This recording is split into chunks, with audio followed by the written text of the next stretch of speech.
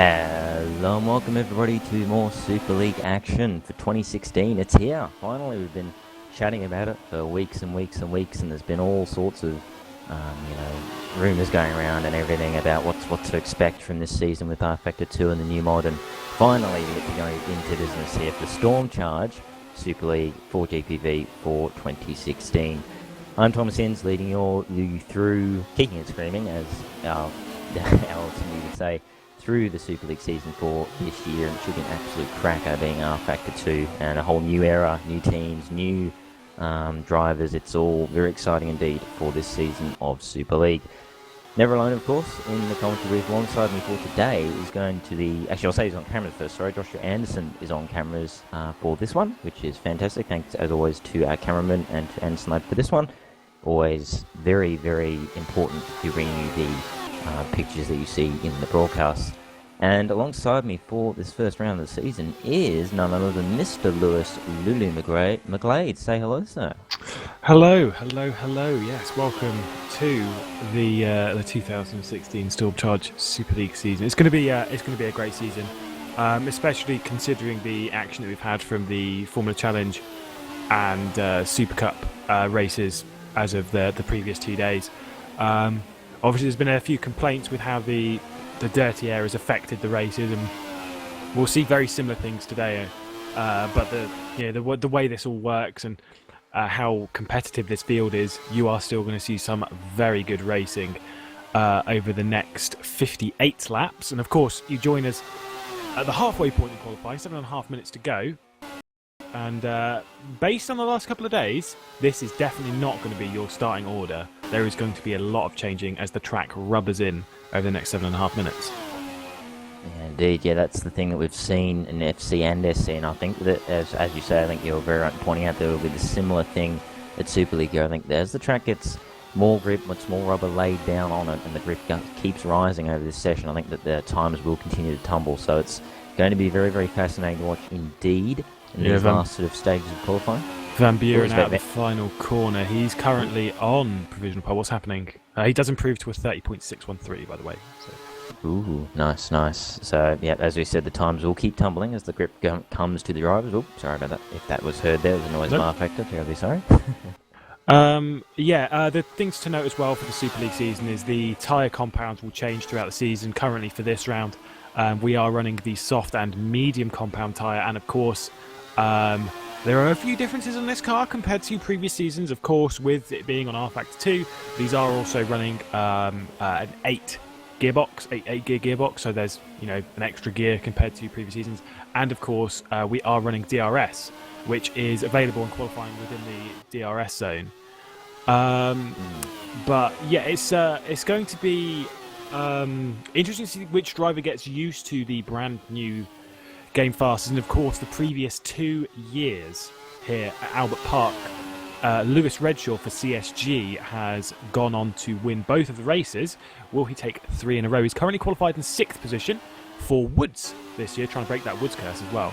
Currently on a 31.313, 7 tenths off of provisional pole position at the moment. Indeed, yes, and yeah, it's going to be really interesting to see. And it's a different beast too to talk about before. I've done some, obviously I did some pre-season testing for Nijo for the Super League, and it's good fun car drive. I enjoyed it personally, but really very understeery, I think, for this year's car compared to previous seasons of the Super League car. It's very understeery, so it's. And yeah, okay, we'll do do an on the board lap with Lewis as he's just crossing the line now. We should be on board with him as we speak, as we head down. Apologies for the sound, there's a bit of feedback. But, we may have just lost Lewis there, but he'll be back in a minute. But either way, Redfield through the first one out, down the back straight in the DRS. That's the second DRS zone, obviously the first one down the main straight. We head down towards the hairpin now, braking nice and late, in these cars. Get turned in to come in through, so almost the stadium section, I like to call it, of the Melbourne Albert Park circuit. As you go through the sweeping right-hander here, probably not lifting. You don't want to lift if you can. You want to try and hold as much speed as you can as you come down, twisting through these S's here to end the first sector. Starting sector 2 now as you head down towards the right-left here in the middle of the track. Very challenging corner. This very bumpy, this braking area I've found when I've driven laps around here. Very, very bumpy braking area indeed, which is going to bring a big challenge to the drivers to try and keep the cars under control. They go now around the sweeping left hand here towards the left-right here. The very, very, very scary little section of corners. So if you get it wrong, it can be a very, very, very nasty accident indeed. Heading down this little straight now towards the last sector. And the last little section, we get the two right-handers now. And it's very, very, again, very, it's very chalk. It's, bit of oversteer there on the exit, but a bit of a challenging section again. This one, very bumpy. Again, this whole track is a very bumpy affair. There you go, yeah. So it's looking good for possible provisional poles. He comes out of the final corner now. DRS on, there it goes. Yep, gets the DRS on nice and early. He comes down straight, 6/10 off the moment, but he goes, not quite, third spot on a 30.79, 8.185 off the lead. Van Buren's still leading, by the way. He's 0.181 clear of Mindigas Columbus at the moment, so good stuff from Mindigas to be up there. Then it is Emmanuel Gazella in fourth for Storm Racing. That's very impressive seeing that, and that very pretty car, by the way. Storm Racing, a very, very pretty livery for the season. And it's Tom Parker in fifth, so Simcraft looking very strong at the moment, although to be fair, I think we were kind of expecting that with their lineup as they had it, which obviously we'll discuss a bit more of the lineups after qualifying. Alex Cooper, sixth at the moment for Waters. He's just trying to get some space for a lap, I suspect, at the moment. Philip Pushgrad, defending champion for Vodball, is seventh at the moment, 6/10 off the lead. Pedro Mellon, eighth in the second Waters car, and then it was Augustin Canapino, I think, in ninth, but someone's just jumped up. I think it may have been David Fidek. Yeah, David Fidek's just jumped up to fifth now for Nordjone, and it's Augustin Canapino in 10th in the second Nordjone. And Jordan Weeks actually just outside the top 10 for Torrance. That's good stuff there for them. So Lewis here, as he's having a few connection issues, he sorted them out now, hopefully.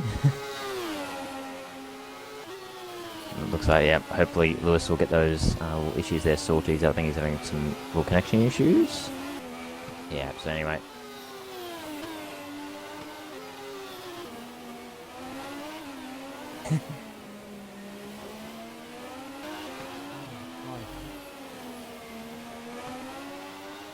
Hello? Hey, Lewis. Hey. Hello. I do apologise. Everything was wrong. I was pressing the wrong push to talk button and then the wrong mute button. Good. See, we're completely on point, obviously, here at Great broadcast, as always. Great start of the season. Yes, but I see Rudy Van Buren still currently on that provisional pole position, cleared by about 2/10. But just a quick thing from Formula Challenge a few days ago is that until the final minute of the qualifying session, James Johnson had pole position by 0.3 of a second. And it was in that final minute where he didn't just lose it to one person, not just two, he lost it to 3 people. He qualified 4. That's all due to people putting in that last-ditch attempt. And Redshaw's not far off. You know, he's only a couple of tenths off, and we know how good he is around here. And, of course, we have our defending series champion in 7th, Philip Pushka, obviously rocking that number 1 car. He gets moved down. Oh, yeah. Just a little bit there by Alex Cooper up to 4. Yeah. Fantastic for him in a Wouters car. That's a new car as well for Super League this season. Wouters and Storm moving up from Super League. Alex Cooper is from Super Cup. Sorry, Alex Cooper's done. A minute to go. He pulls over and escapes. Indeed. And I was just going to notice, and I just feel like it should be a little bit of a shout out here, because if you look at the top sort of 10 or 11, they're all drivers that we know are very, very fast indeed, and have, they're going to probably shine. Although Emmanuel's doing exceptionally well. Purple in the middle sector. So keep an eye on Gaxella. He did cut on the exit of 14. I did see that. So let's have a look at where he goes. He goes to 4th. Not enough to go up to the top, unfortunately.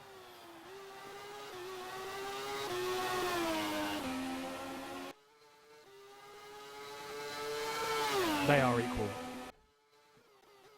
They are fully equal.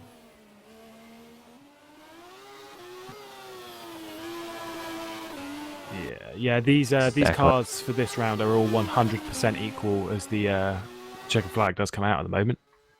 Ah, there you go. Yep. So we are at the end of the session now. Time has run out, so everyone on their lap now will be their final lap.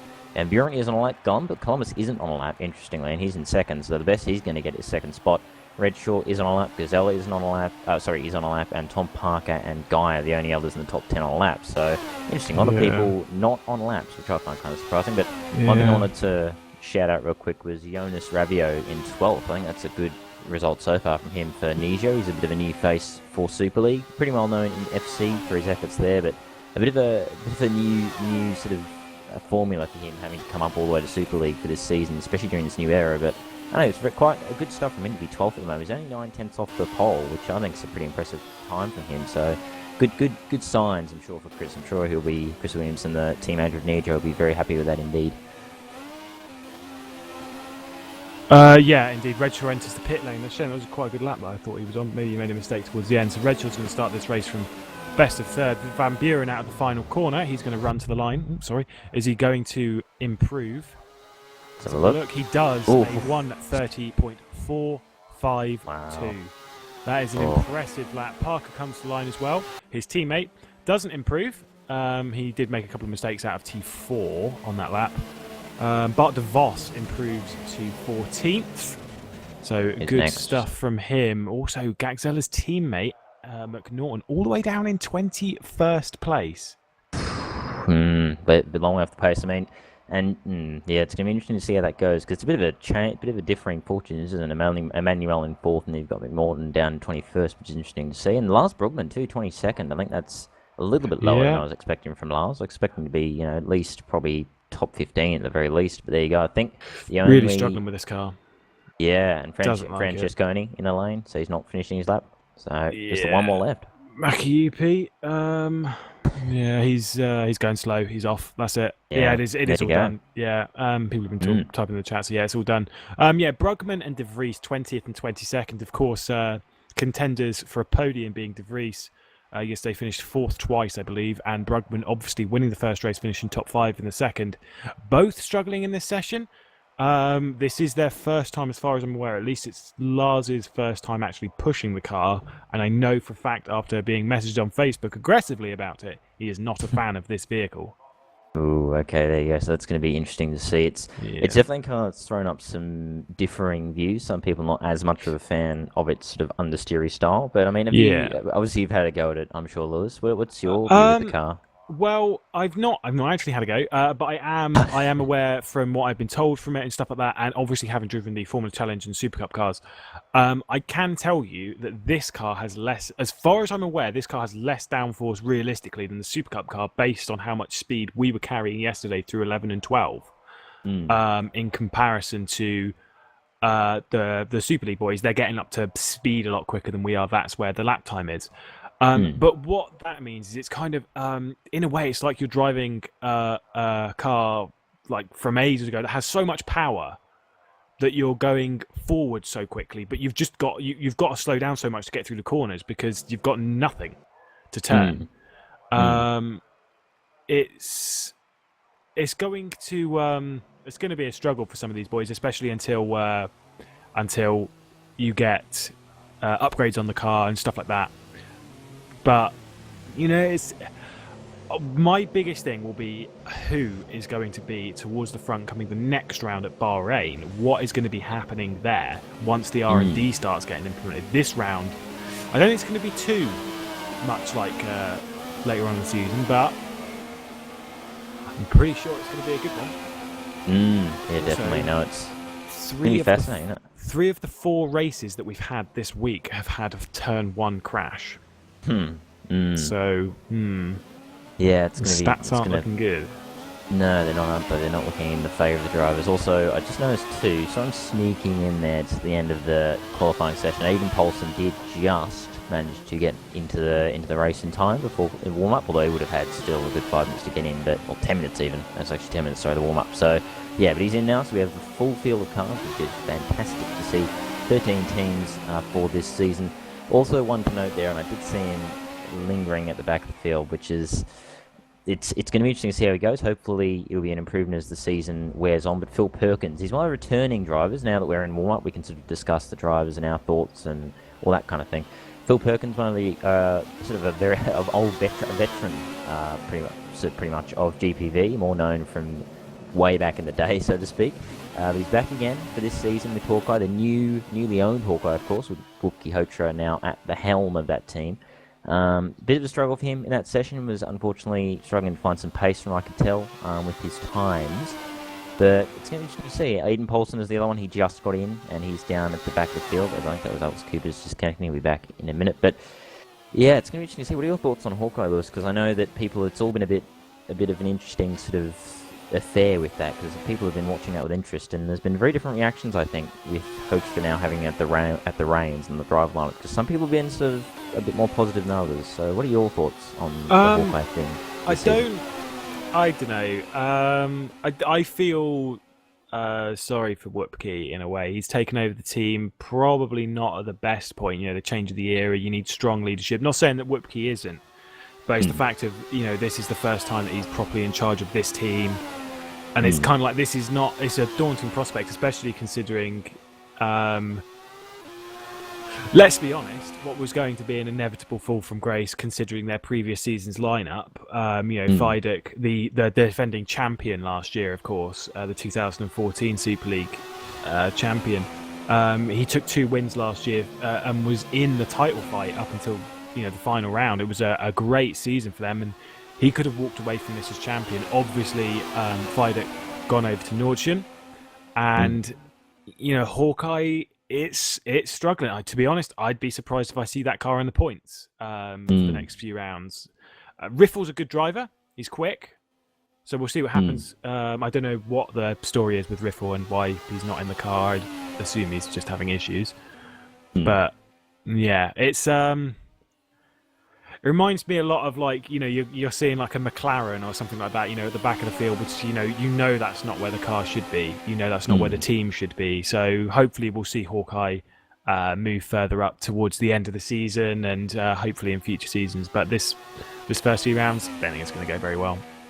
Yeah, indeed, and it's going to be interesting to see how they bounce back, because as we said, the development all important in these first few rounds. Obviously, they all start pretty much even, for this first round, and obviously those first few rounds are really vital to developing the car and knowing where to go and getting the development right, and that's going to be interesting to see how Whoopke goes there too as well, because it is all a very new experience. But as we said, we'll be hopefully wishing Hawkeye all the best for this season. Hopefully they'll prove us wrong and be right up at the front very, very soon, let's hope, or even this round. It'd be great if they're up at the front. I'd love to see them up there.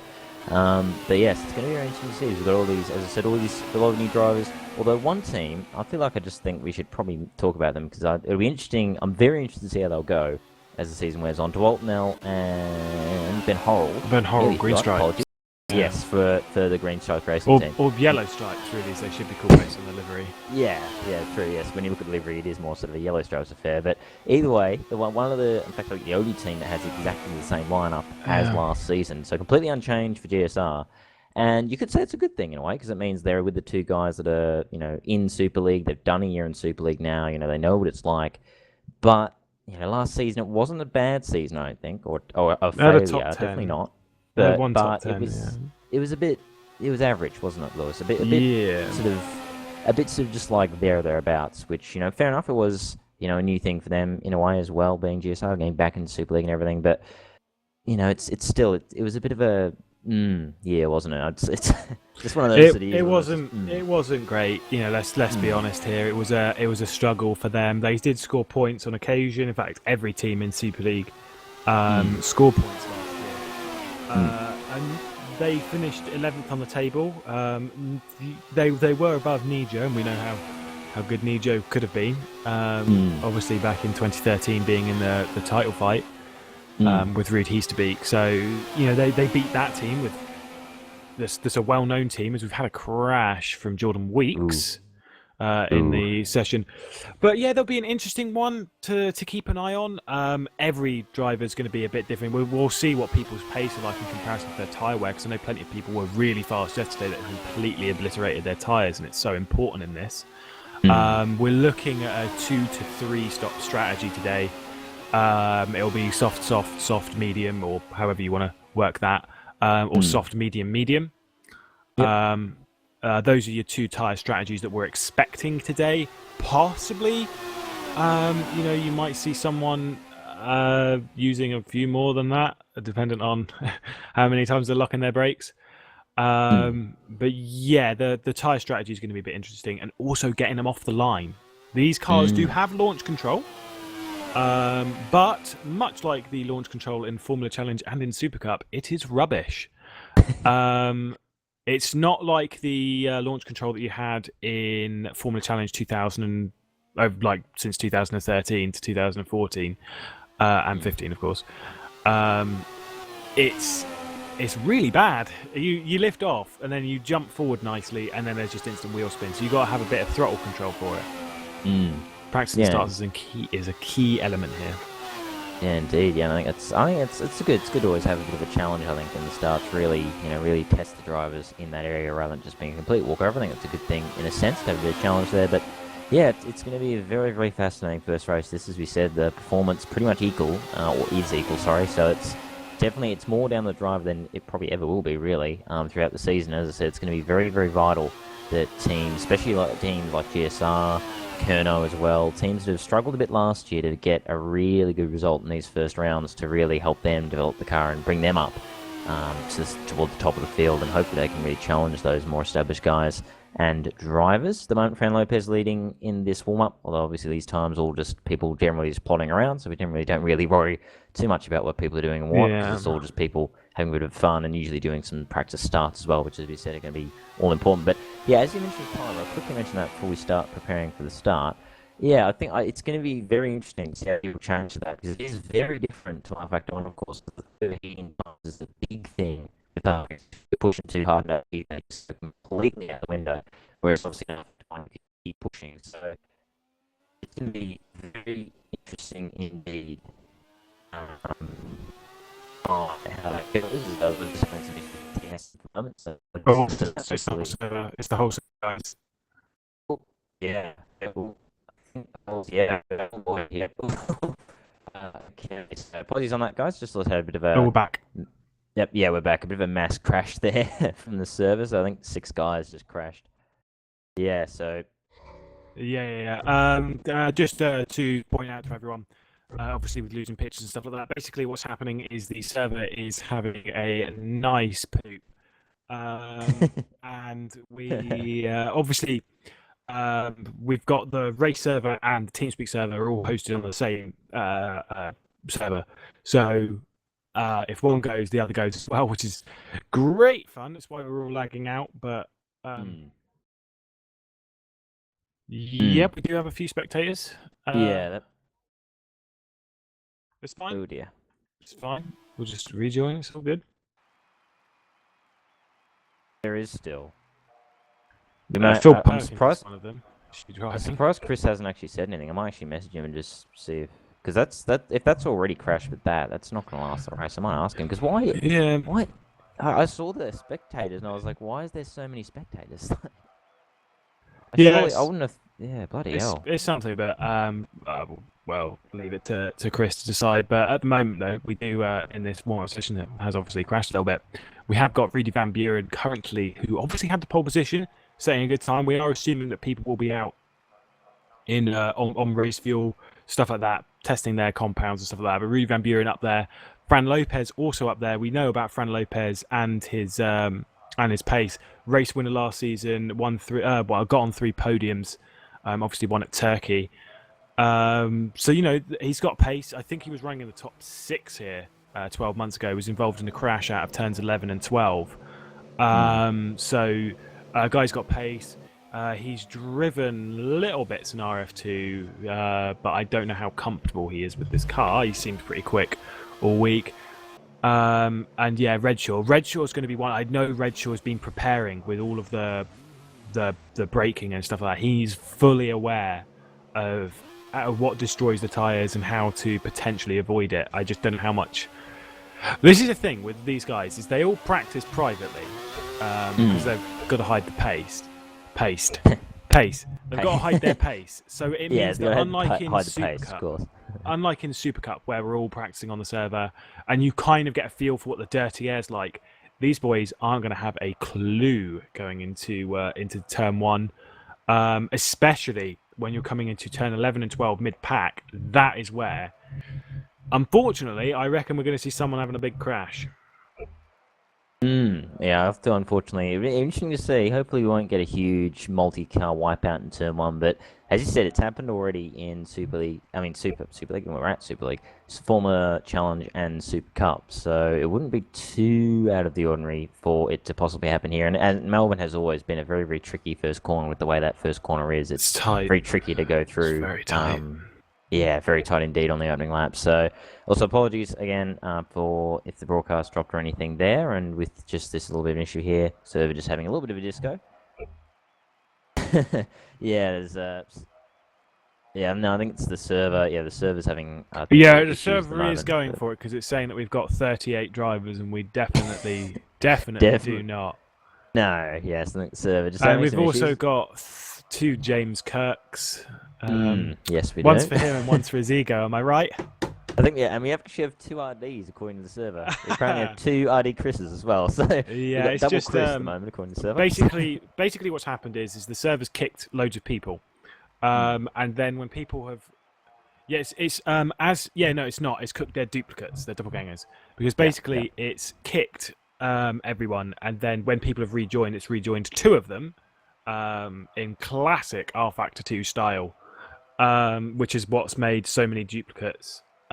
Basically a server restart or something like that will fix that. So the problem is, if we do have a server restart, that restarts the rubber.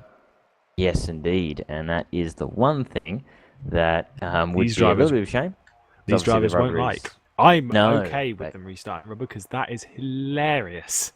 I don't know yep. if any of you guys. I mean, the thing is restarting rubber would just be like if it's rained over the night. It's washed off all the rubber.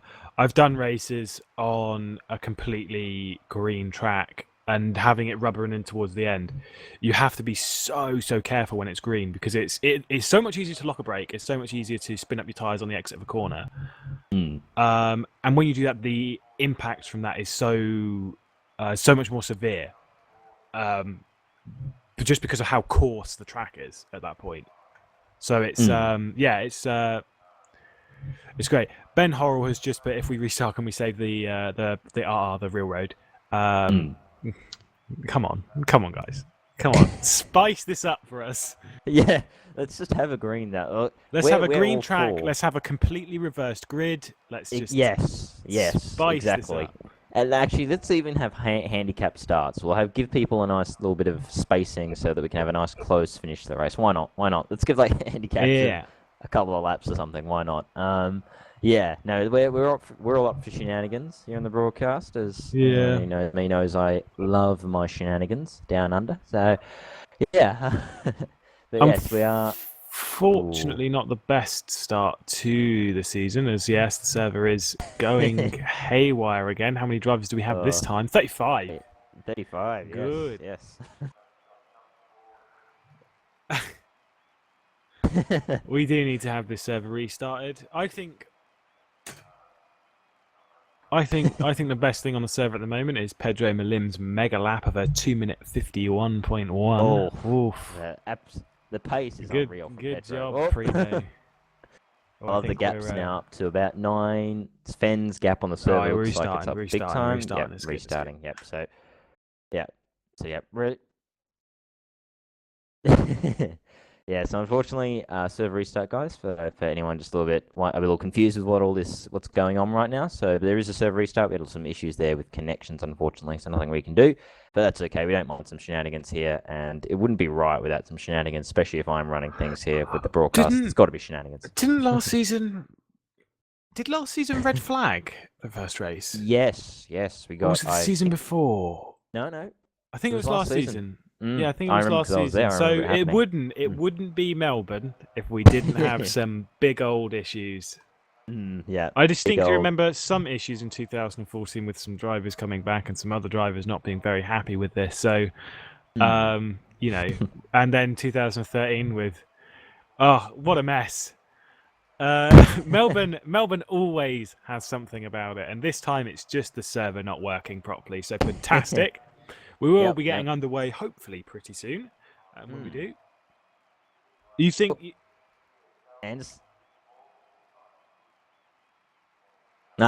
Yes, I agree. I think the servers it's having a hissy fit because Do it you, knows there's no Smithy. do you think we should start talking about sausage curbs and stuff yes, yes. and food and stuff? Yeah. Yeah, yeah. Maybe Yeah. that'll appease the server having all that talked about again.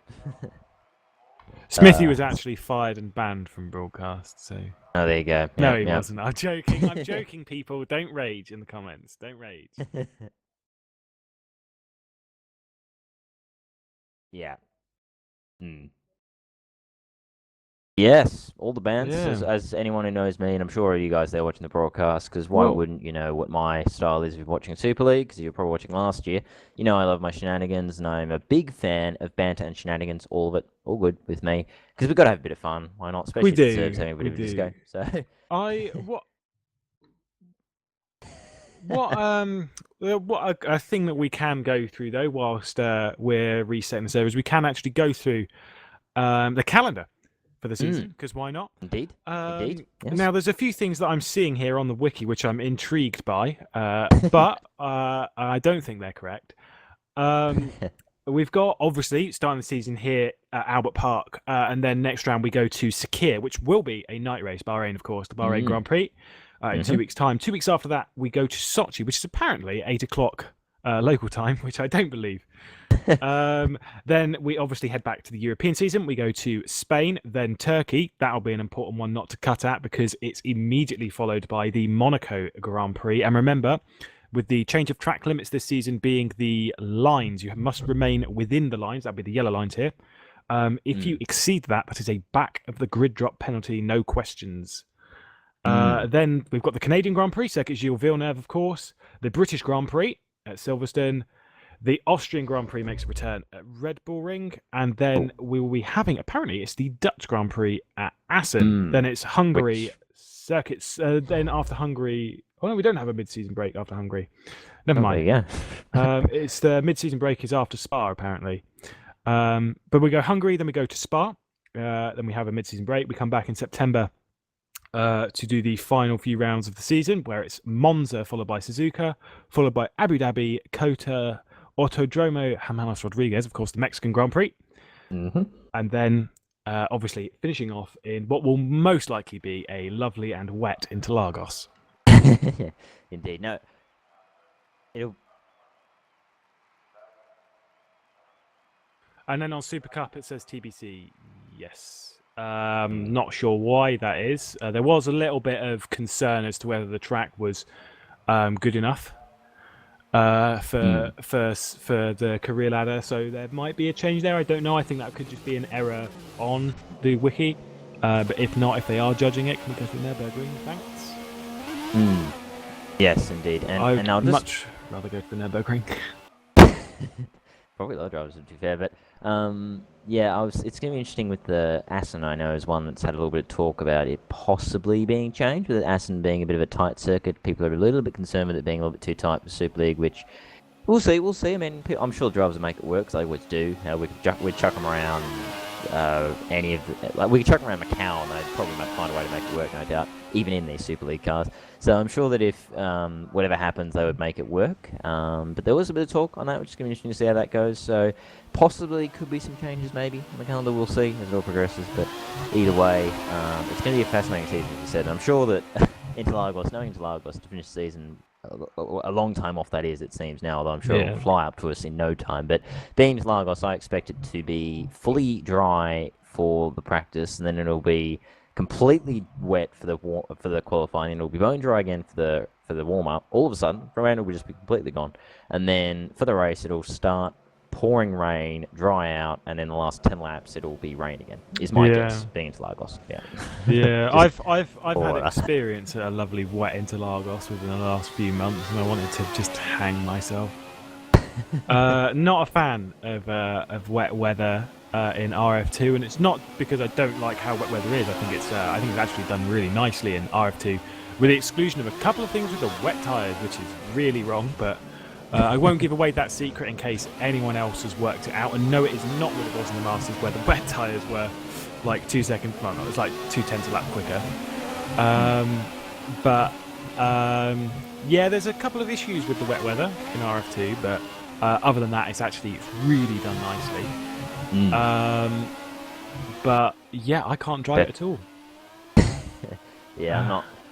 Yeah, you know, there's a reason why I don't drive in Super League, because I'm just not good enough. Really. I'll be down at about 26 and off by about 20 seconds. But either way, we are now a couple of minutes to go to the race. We've got the server all good, so we are hopefully good to go now for the race, and it is going to be a cracker of a race, this one, I think, and I'm very much keen to see how it goes. So, what are your predictions, Lulu? Okay, my predictions for the race, I cannot go against our previous two-time Australian Grand Prix winner, Mr. Lewis Redshaw. I believe he is going to break that Woods curse, and I am pretty sure he is going to be grabbing himself a win today. Ooh, all right, okay, yes. It's fine. It's fine. We'll just leave Chris to deal with that, and we'll focus on the broadcast. It's all good. Yes. What's your predictions then, Mr. Hinss? Yeah, so Chris, that of course will sort all the server issues. But of course, Chris, big thank you as always. The race director stuff always does an amazing job with RDing. But yes, cheers, Chris. And yes, no, my predictions. It's I think I may have to agree with you with Lewis Redshaw. I mean, no, you're not allowed to do that. You're not allowed to cop out. No copping out. Come on. Who do you think? Come on. All right. We'll go with. You know what? I'm going to go with Van Buren. I'm going to go with him. I reckon his RF2. He's new to GPV, of course, but his RF2 experience is vast and very well known. So I think Van Buren will find a way to. He'll have the lead, of course, off the line. I reckon he'll get a good start, and he will command the race. I reckon that's my prediction. Yeah. Okay. Good call, well, I've got a different question. Yeah. Okay. Fine. Anderson, what's your prediction? I've got it. Can't go for Van Buren either. Yeah. Us Lewis will stick together.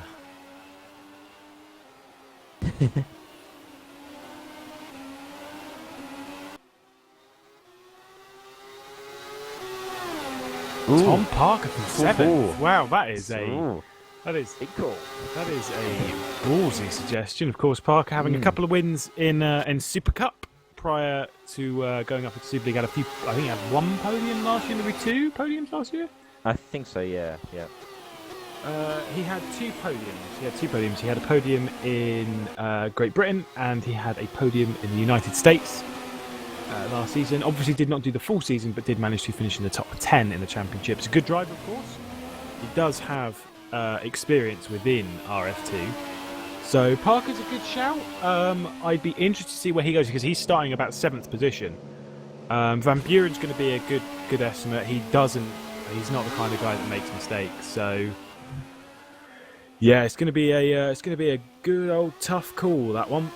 Yeah, indeed. No, it could be anyone's game, really, and I suspect strategy and just generally surviving this Melbourne course is going to be the key of the day, because it is, as you said, the dirty air, a big factor in this one, of course, with the cars for this season. Dirty air a much bigger factor than it has been in past seasons with RF2 and all that fun shenanigans. So I do expect that it'll be a lot of strategy and just consistency. Opening race. Oh. Apologies for that. Good old R Factor man. He's still here in R Factor 2. How great is that? It's great that the old R Factor 2 man, the R Factor man, is still alive and well in R Factor 2. It's great to still have him here with us as we go to the season opener here. Here we are in Melbourne. Here we go, ladies and gentlemen. We are about to be underway for the new era of racing here at the GPVWC, as we just wait for the drivers now to go to the track. Only a few of them actually have so far. I've still got 13 seconds, and everyone will start rushing. No one wants to give their strategy away, you see. No, although actually you all have to start, as the rules, you all do have to start on the compound that you were previously. And if from the broadcast at any point you think you see people on the wet tyres, it's just a visual glitch as they all get underway. Indeed, yes, here we go. The warm-up lap is now underway. Of course, Rudy Van Buren is on pole for Simcraft with Midnight or Motorsport. Sorry, having a little bit of a do there.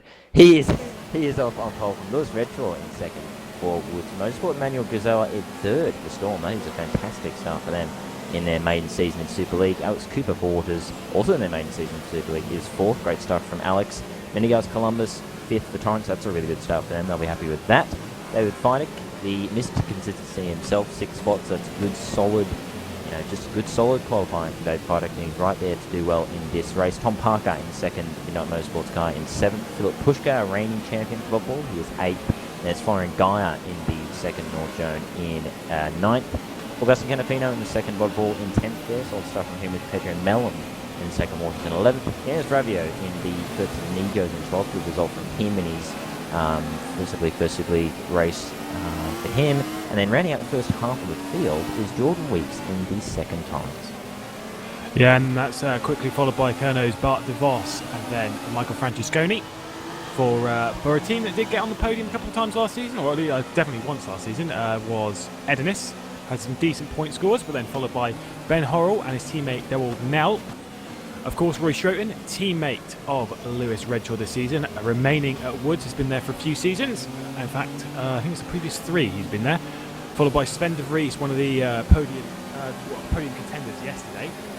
Managed to get himself 2 fourths. Then it is McNaughton in 20th. 21st is Edenis's Lars Brugman, race winner yesterday and championship leader down in the Super Cup. Michael Takeman in the Red Archer, I do apologise, and then Juha Makiyupi in the Nijo. Phil Perkins, of course, for Hawkeye. Fran Lopez having to take actually a grid penalty from the previous season, down in 25th, and Ada Paulson, as I said, started from the pit lane in the other Red Archer. Notes from this, and I'm not sure why, I think he must have cut and admitted it, but Columbus was originally going to start in the front row, now starts from 5th position, which promotes Redshaw to the front row. So we'll see how well he can start from the front row. Can he lead into turn 1? I think both times the inside line has actually had a better start for the first races in Super Cup and Formula Challenge. Indeed, yes. So, yep, there you go. Aiden just leaving now to start from the pit lane, but we are about to go green for 2016 in the Super League, the Stormcharge Super League for the GPVWC. Just waiting for the back of the grid now to line up. That's Fran Lopez there and Co at the back. They should be now, in their pit box. And now we wait for the lights to build as we go for the start of the 2016 season. We have 3 lights, 4 lights, 5 red lights now, and we are underway for 2016 here at the Super League. And I look at that, Van Buren has got a very nice time indeed, but Emmanuel there, Gazelle is really challenging Lewis Redshaw as they head down into turn 1. He's got second. Great start from Emmanuel there to take second to Stormers. Oh, big crash, Pushka! Big Pushka's crash, the champion. Yeah. Upside down. Flying Guy and our series defending champion Philip Pushka is right in the heart of that. He doesn't look to have had any major parts come off though, so I think he'll continue, but big dramas for Philip to start his season. But it is Van Buren leading for Emmanuel Gazelle, and it's Lewis Redshaw in 3rd, and it's a bit of a gap back to Tom Parker in 4th, though it's Cooper in 5th now. It's David Fry. It was all a mess. Canapino. It was all a mess with Canapino hitting the back of him coming into T1, and then once it all got going, it was 3 cars behind him, Florian Gaia, one of the Wouters cars, and Canapino, all just kind of coming together in this big mess, and it meant Pushka went round and caused a crash, which isn't surprising considering the previous couple of days, but... Yeah, indeed, it's been a very many crashes throughout the career ladder, but unfortunately Philip Tom Parker is still going. Yeah.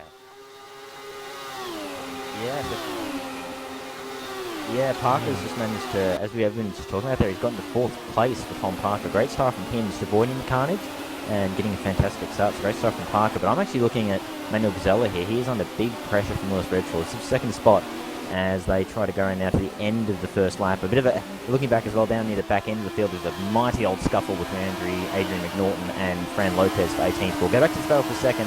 Redshaw is right behind. No DRS yet. Down the main straight. Yeah, I think he might go for it. Yeah, Gagzella's backed out. Gagzella's backed out. He backed out of that. Smart move from Gagzella there. Of course, Storm Racing's first race here in the Super League. Clever stuff there from Gagzella. He knew that he wasn't going to be able to keep. Yeah, indeed. Yeah, I think Emmanuel, as you rightly point out there, Lewis, I think he's doing the long game, isn't he? He's just thinking, long term. So obviously 58 laps are not a sprint race, that's for sure. Not like a Formula Challenge or anything like that. So he's just going to play it safe. He knows his pace probably isn't quite up to Redshaw's standard. So he'll just take his time, get himself in the groove, and be there at the end is the main thing, and that's something you definitely learn as you go through Super League. But it's interesting to see, looking back here at about 9th, 10th down, everyone's just lying astern. They're all just in a nice little bit of a train down from the back end of town. Looking again, look at this Adrian McNaughton down 18th, as you point out, Josh, having to really defend from Fran Lopez, who's coming back, of course, serving a penalty, carrying over from last season, which is why he's further back. So Fran definitely wanting to charge from the field.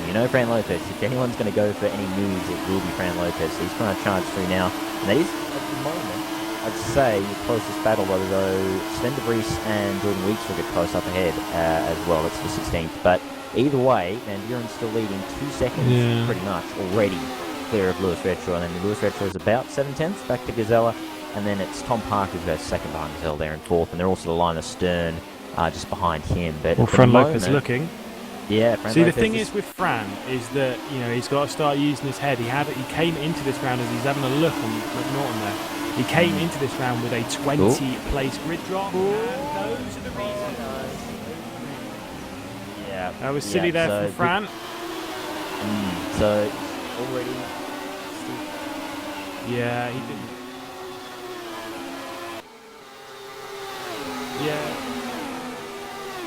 Yeah, he's pulling over, I think. He's pulling over to let him go.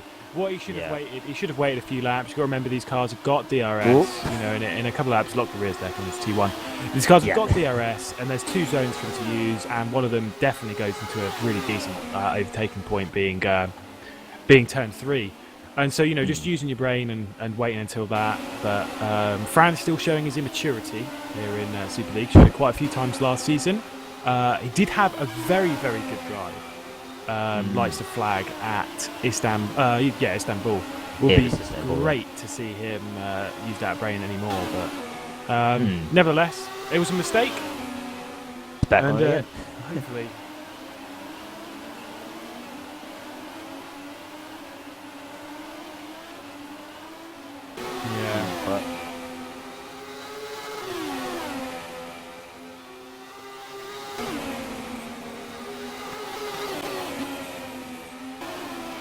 Yeah, indeed, guys. As we mentioned, he's going to have a move there into T13. This will be a good one. Yeah. This will be a good one.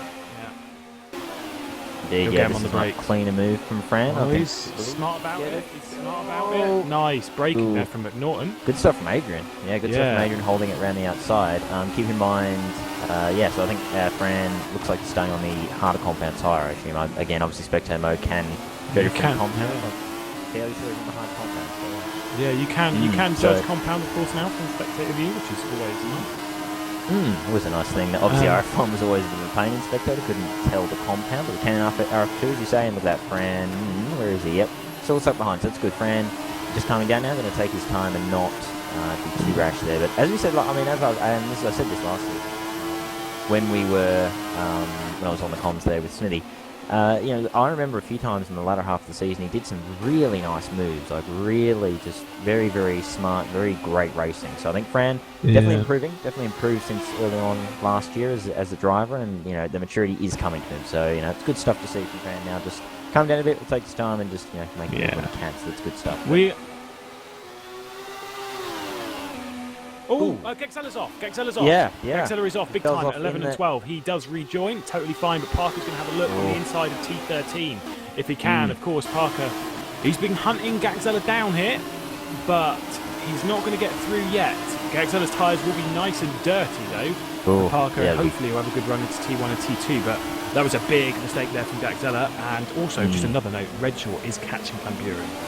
Yeah, indeed. So Redshaw starting to knuckle down now, really close in on the Midnight Driver. Let's have a look. Yep, closed again, another 10th in that final sector. So Redshaw really coming at Rudy in this early phase of the race. But Gazella now, look at this nice train behind him now. He's got Tom Parker right behind him. Then Alex Cooper is also tagged along. They're not far behind him with Mr. Consistency himself, David Fidek. So we're just going to see how this goes now. DRS obviously active now, and looking, I believe it's active now. It is active, the rear flat will come down. It's quite a big thing in comparison to yesterday's Super Cup, where the flat went up and acted as if a kind of F-duct type system. And they both run wide. Interesting. Bit of a... I understand why Parker did. He's clipped the anti-cut. He's going to drop behind Fidek. Possibly going to drop behind Columbus as well. Yeah. Switch. Big mistake there. Big mistake there from Parker. That's cost him a potential podium at the moment. Long way, 58 laps of this race, of course 54 to go, so we've got a long way to go in this race, and I think Redshaw's dropping back from Van Buren. Van Buren's putting the hammer down. But that does ease a lot of the pressure off of Gexella. Now he's got Alex Cooper. He was a driver that I was actually going to talk about a little bit, because Alex Cooper is on some serious form in Super League. Over the previous 5 races, he has won 3 of them. He is on top form as Cooper. Oh yeah, New team, yeah, of course. CSG not here this year, having pulled out. He has moved on to Wouters' brand new team. And so it's new team versus new team, being Wouters and Storm, both Super Cup teams that were fighting together. He is, yeah, it's a second, of course. Although it is a bit glitchy here, of course. It wouldn't be glitchy if it wasn't RFX 2. You can see Alex Cooper, I don't know if you actually saw that, but the rear wing opening up there, coming down into turn 3. I think Axella's on a slightly lower wing. I know he tended to go for that last season. But he did make a mistake there into 3. That's what I noticed too. A little bit of an error into turn 3 there from Gazelle. It's just giving Cooper a little bit of a little chance to close up, but not close enough to make the move. And there he is. David Fidek also is holding on nicely there, just consistency, which is good to see. Columbus, though, in 6th. Parker still down in 7th. He's managed to catch back up a little bit now to Columbus. He'll be trying to get back through after that little error earlier. Augustin Canapino, 8th too. Good start from him. For him with Vodball, of course, this season. Jonas Ravio in 9th. The Nijo, good start from him, and he's looking pretty decent. He's got Florian Guy behind him. Ben Hall, by the way, 11th now to Columbus. Trying to get back from Ben. Proving it's all wrong that, they are saying that they won't be getting points and all this kind of thing in the early stages, and there he's in 11th. So great stuff from Ben to be up in the points early on. But DeVos also 12th for Kerno. That's a good start for them. Michael Francesconi is 13th at the moment for Adonis. Again, good start for Adonis, and to Michael's start here in GPVWC. DeWalt Nell 14th. So great. GSR 11th and 14th. Very good stuff from those two. Yes, absolutely. And then Sven de Vries, of course, he's he's made a mistake. That's going to give Jordan Weeks a chance. Side by side, he's going off. Yeah, I knew Weeks was not going to give that room. No, he was like, that's my position. Yeah. That's just how it is. But 15th, of course, last points result. So, it's always a big fight over 15th. But either way, now it's Weeks in 15th. But yeah, Sven de Vries, I think is, from what I've seen, I believe, doing the first few races for Kerno. So he'll be there for these opening rounds. And he's hanging around the back end of the points. But it's interesting to see Bart DeVos beating him. Because we know Sven, and we know he is, top class driver. He's, previously performed, fantastically in Super League, but he's only down 16th at the moment, which is, I found it quite interesting, Lewis, because I was expecting a little bit higher than that to come. Yeah, just to point out, we've got Roy Schroeder in the pit lane, and we've had Fran Lopez, as been pointed out. He's dropped back about 40 seconds off of last place. Oof. He's a long way back. He had a really bad last lap. Not really sure what happened, possibly pitted. Not too sure on that one, but yeah, Roy Schroeder in the pit lane. I think he might have actually disconnected now.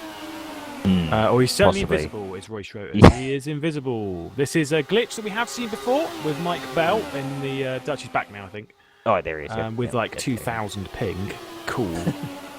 Yeah, he's lagging a bit. Yeah, he's having some issues, but sorry, to the front. 1 second between. Where did this happen? Oh, there you go, yeah. While we've been busy going on about the order, it looks like Lewis Retro has found a lot of pace in that Woods racing car.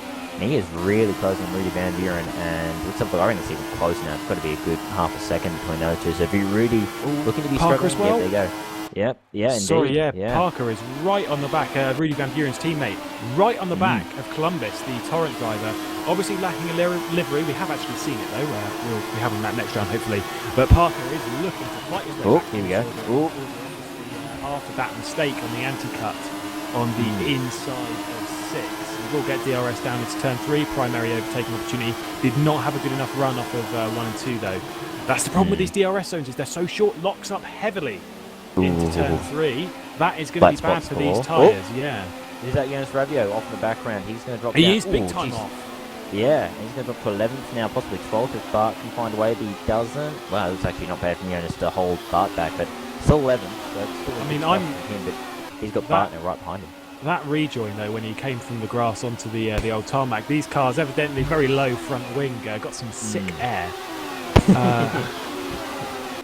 Okay, extra style points. For yeah, exactly. I'll give him the 2 points that he's lost back for style after that. Good job. Indeed, yeah. But either way, it's still 11th for Jonas. He's got a bit of train now behind him. There's Michael Francesconi's also got DeWalt Nell right behind him. But either way, it's good stuff from Jonas. As I said, I think it deserves a bit of a shout out because it is a bit of a new thing for him coming up from Formula Challenge. A big difference between the lower tiers in Super League. But good stuff from Jonas to come back through. But yeah, look at this. Rudy has opened up again. It's back up to 1.3 between Rudy and Lewis. Looks like Rudy again has responded. But again, the gap is going up and down, isn't it? It's a bit of a seesawing battle, this one, but it's going to be one to really keep an eye out on, right? It's all that dirty air. Who pits there. It's all that dirty. Yes, this is where pit stops, especially with the amount of pit stops we're expecting today, this is where pit stops will be very, very important. Cooper overshoots T1. He was very close to the back of Gaxella, but drops off. But yeah, it'll be. I'm interested to see where Eunice is going to appear towards the end of the race. Obviously, down in 11th at the moment, fighting for a couple of wins towards the end of his Formula Challenge career. Moving up into Super League alongside one of his friends, Mackie Yupi, is a name I've not seen for years.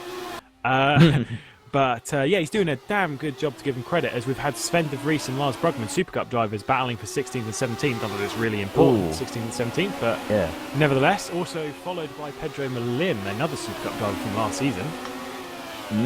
Indeed, yeah, they're all in a nice little close battle just outside the points. Philip Pushka just behind, yeah. Yeah, so 19th recovering. Looks like he mustn't have too bad damage because he's managed to have some pretty solid pace. Is incredible considering how many times he rolled. Oh yeah. It was an impressive crash, but apparently, no major damage. So that shows how tough these cars are. Apparently, I went up in the air yesterday in Super Cup and landed, and the only damage I had was actually from before I went upside down. So, all good. yeah, just have a casual roll, mate. Yeah, no problem. Either way.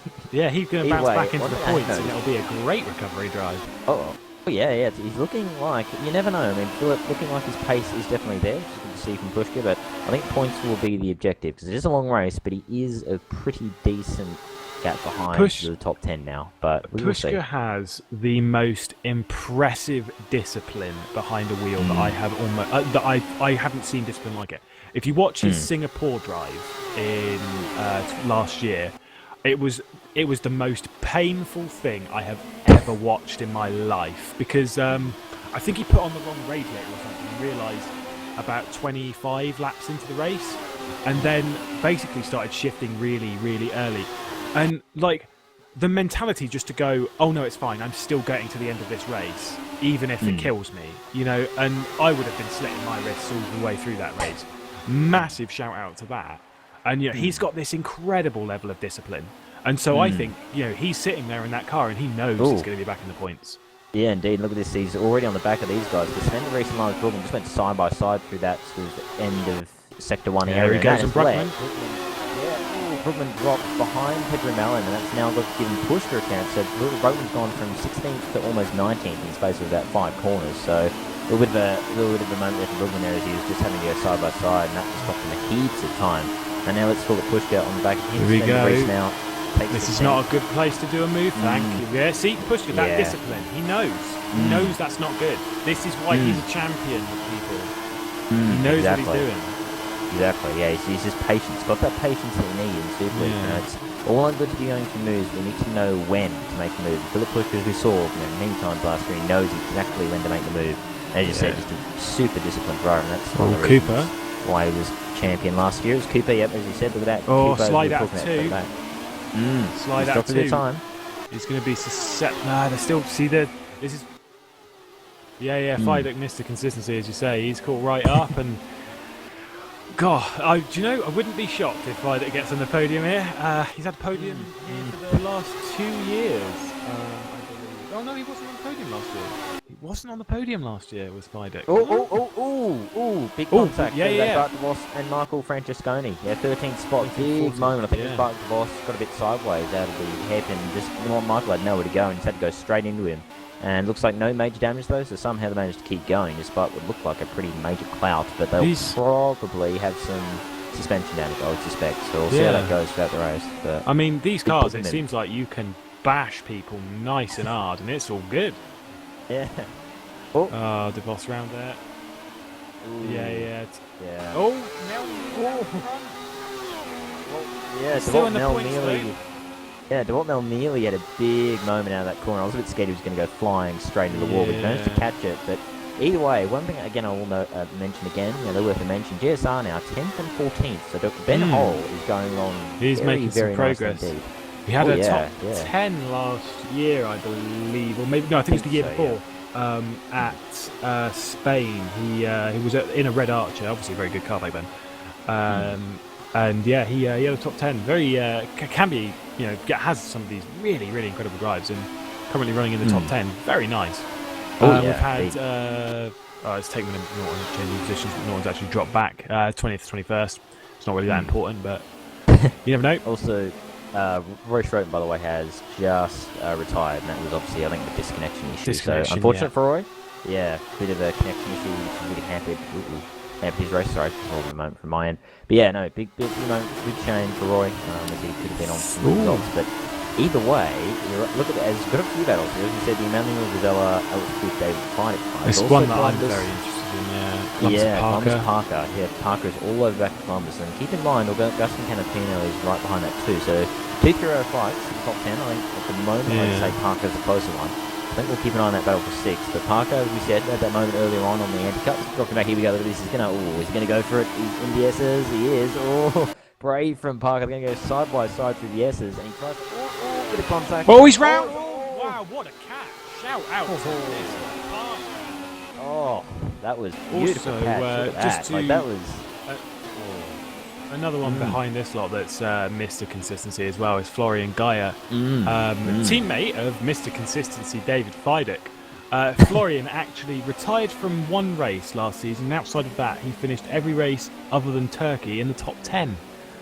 That's quite an impressive resume there, Mr. Gaia. Oh yeah. No, yeah, Guy as always, actually, we'll just get back to that. Yeah, as that Fidek gets past Cooper. Oh, yes, Cooper. Wow, that was close. Yeah, but I think it was a little touch between the two. I was a little bit worried they'd spin, but they managed to keep going. But either way, Fidek now gets the move done on Cooper. I think Cooper just leaving a little bit too much room, possibly, and then Fidek just slipping through. So Fidek now into 4th, Mr. Consistency, and he'll be on the back of Gazella, I'm sure, very, very soon. But either way, you said, yeah, foreign guy. He's really proved himself last year. It was always a bit of a unknown quantity, but yeah, he really proved himself last year with the results he got. But yes, was that really? No, I just saw people moving around. I think it was just a bit of someone missed a sector split. It was fine. I freaked out. Sorry. Jill.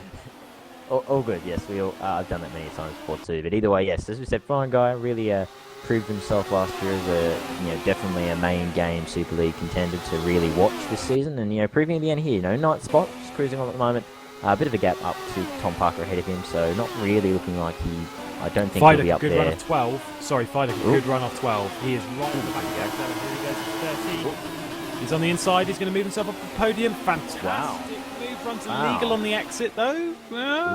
But he had the move done. He had the move done. We'll ignore it. It was Van Buren into the pits. Redshaw into the pits. Fidek out. Fidek stays out. Perkins on the inside of pit lane. That is going to be very tricky for Cooper, who's entering pit lane now. He had to brake really early. And look, no rear or front wing for Philip Perkins. So he's had a big off somewhere. Yeah. So look at this, Van Buren out with Canapino. Oh, he's going to have some dirty air. Oh, this is... Yeah, see, the thing is, you've got to remember, Redshaw out with Horror is going to get past pretty quickly, I think. The thing is, pit lane travel time is very, very short here because 100 kilometres an hour down the pit lane, so you're not in pit lane very long at all, especially when you're considering the stops really not very long. But yeah, this is going to be big for Van Buren. He's got 2 quick cars in front of him. Yeah, yes. Yeah, Columbus, Gazella, Fidek, all yet to pit, of course. Van Buren with Canapino in front, another one yet to pit, and Gaia yet to pit as well between Van Buren. But look at the gap between Van Buren and Redshaw now. Yeah, big, isn't it? It's about 7 seconds. That's gone up huge. Obviously, Van Buren must have just had a much better stop, and possibly, just maybe some damage. Possibly Redshaw just decided to fix. Maybe got a little bit, a few little taps. Possibly would be my guess. But either way, you're right. Van Buren has got this massive train right in front of him. There's not much he can do because there's 4 of them all slipstreaming off each other. So there's not a lot that Rudy can do. He's just got to kind of hope that these guys all peel off in the lane sharpish because there's. Fidek stays out, Gazella's in, Columbus stays out, Canapino stays out. The other thing you've got to remember from this is the dirty air increases tyre wear. Now, of course, Redshaw's got the same issue here with Florian Gaia. But, yeah, this is not good for either of those two. Indeed, We'll see how this plays out towards the end of the race. Horrell also in. Weeks remains out. Francesconi out. Del Ordnell out. But I don't think many people are pitting still. No, yeah. As Cooper moves himself part to Voss. So Cooper's making his progress back up through the field. He's actually in front of Gagzella. Yep, indeed. So there you go. So Cooper has effectively jumped Gonzalo. Gagzella's not had a good stop. No, it's interesting to see the difference in stops, isn't it? Because that's 2 stops now where they've been completely different stop times, which is really interesting to see. Nah, don't think that's an effect here. Yeah, I don't know. Personally, don't know. But I don't think the personnel is fully in effect here. I know obviously we've got no car upgrades, but I don't think personnel is in effect here. It is very possible that it is. Ooh. Van Buren having a look at Canapino, doesn't do it through the S's there. Thought better of the move. I was thinking he was going to have a look, and I was going to go. You've got a bit of a gap to Lewis. You don't need to be going tracking up the inside down there. Did I see it properly? That Redshaw's past Gaia now, by the way. Did I see it properly? The guy's going to get past Red. Yeah, I think Redshaw cut. That's why. Okay. So fair play to addressing that. But did Van Buren lock up his front left into 11 and 12? I think he did. He may have, yeah. So that's they all stay out again. Indeed, yeah. So he's going to be out past him now for sure. Oh yeah. Now here's the thing. I suspect Rudy and there's guys in the pit lane, by the way. I suspect Rudy. Yeah, he didn't get it done. Although now he does. There you go. So he gets brakes a bit later and gets the move done, but took a little bit more than I thought it would. But either way, Gyron.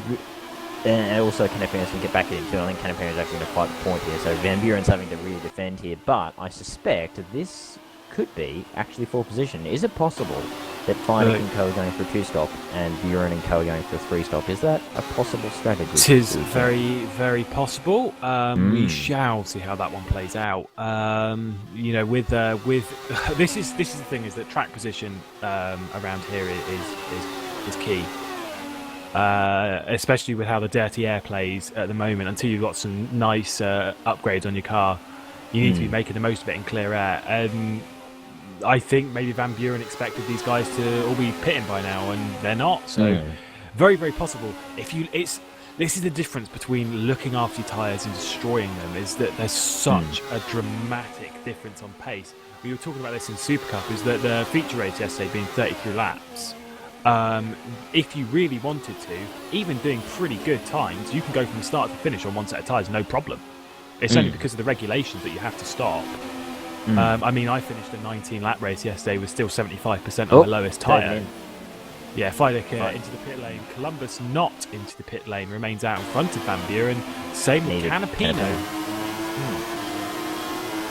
Yeah, and look at this, so Van Buren's going to look down. He's done. Yeah, that's all done. That. Yeah, easy move for Van Buren. Yep, gets it done. Locks nice and up easy. Into T1. Again, yeah, so that's possibly some flat spots he'll be feeling, which is never fun in RFX 2. I have had 1 or 2 already during my time in Masters and the few races I did there, and it never was fun having flat spots, so... Feideck's in an iffy moment here. He's going to come under attack from Francesconi and Alex Cooper down into turn 3. He's also had Jordan Weeks come out in front of him. But I don't think Francesconi's going to get this done. Alex Cooper, though, is going to be looking... No cigar, nothing there. Yeah, just decided to pull out of that. Obviously thought that the move wasn't quite on, as I'm looking at. Also, Gazelle's having to defend a bit by the looks of it from Bart to Voss, unless just made the move, which could have been possible. I wasn't really watching that closely, but either way, Van Buren now leading. There was a move there. Yeah, there was a move there.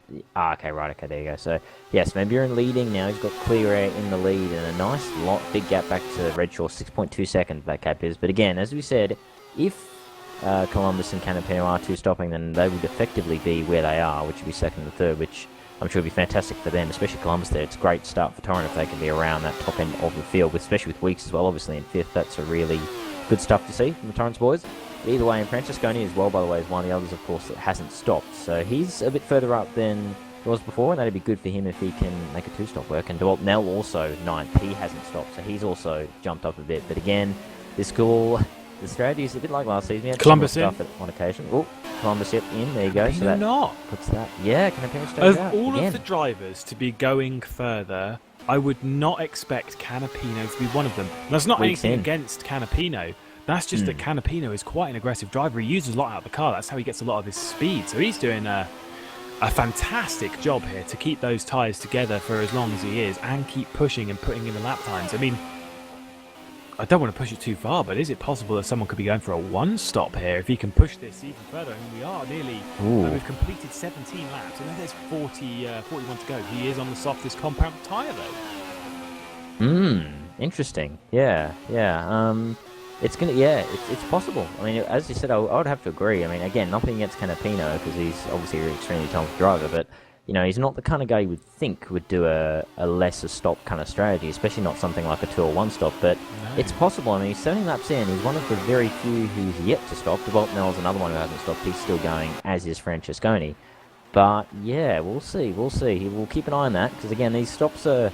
I thought a few people would be going for a 2-stop, but they've sort of pitted only a couple of laps later, so I'm thinking they're still kind of going for a 3-stop, just having extended that first stint a little bit longer.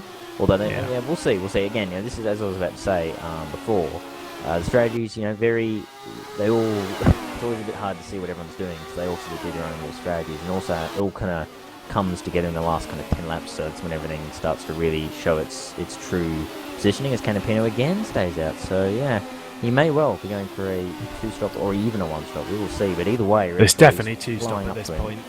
Oh yeah, got it surely. So Redshaw is closing big time though. So again, obviously hanging out here.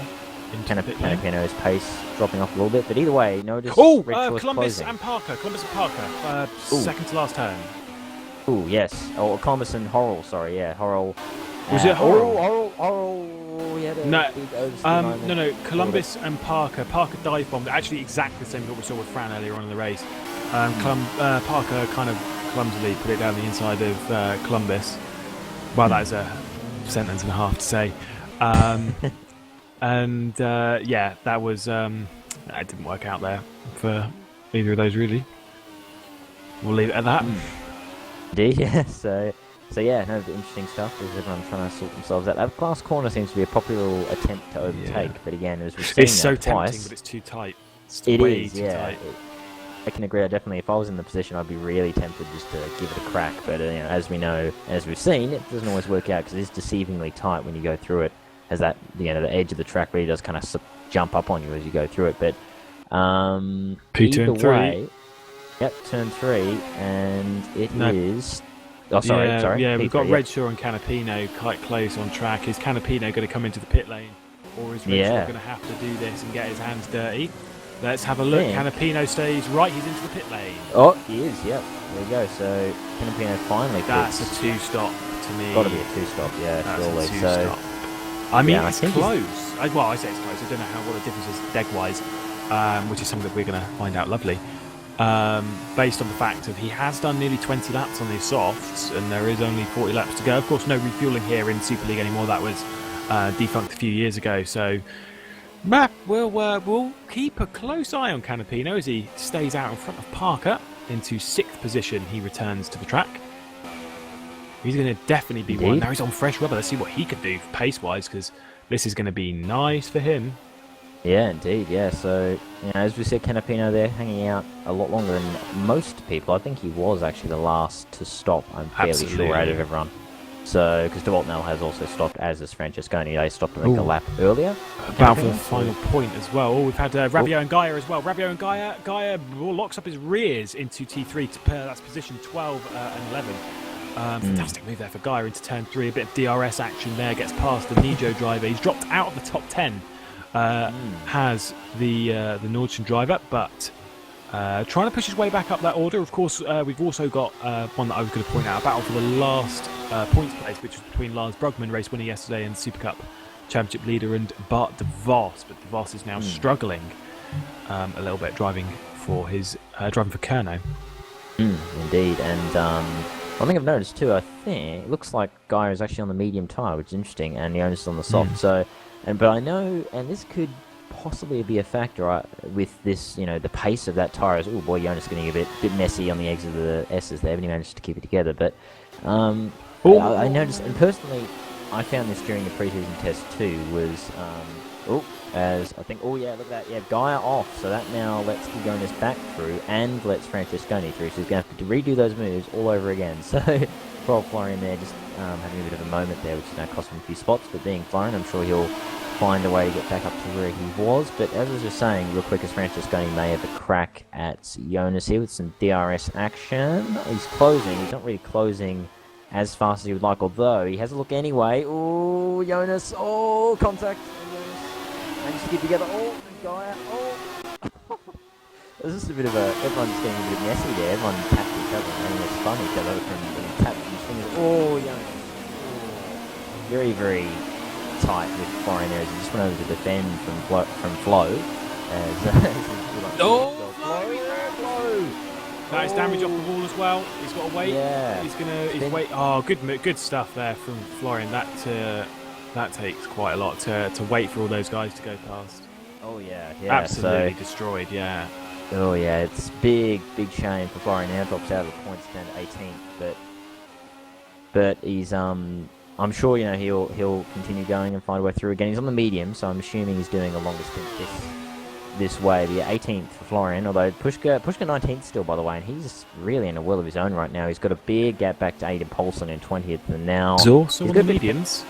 Yeah, he's got a bit of company there with Flo now in 18th, but he is a ways off. But as I was just going to say, with an extended thing here, but I was going to mention with the mediums is that I know personally, and I think a fair few of the drivers would agree that the medium is a very nice tyre. It feels really good to drive. I personally found the medium as a very, very nice tyre to drive. You could really get into a nice little rhythm with it, that's for sure. And I found the soft was not as good. It went off a lot quicker, I found personally. Obviously being the soft it's going to do that, but it just didn't. It seemed to last a few laps, and then it just really sharply started to really suffer, especially if you pushed it a bit too hard. So yeah, that's all thermal degradation. That is all thermal degradation, and thermal degradation is a big deal here in RF2. Oh yeah. I said this on the Formal Challenge broadcast. If you actually go into the car file and look at some of these stats of these vehicles, and look at some of the graphs of thermal degradation, and it will tell you what they're like, how long the tyres last at 80 degrees, at 90 degrees, and 100 degrees, and you can put in a custom temperature. And basically that's just a straight up, if they were at that temperature for that long, where does the grip drop off?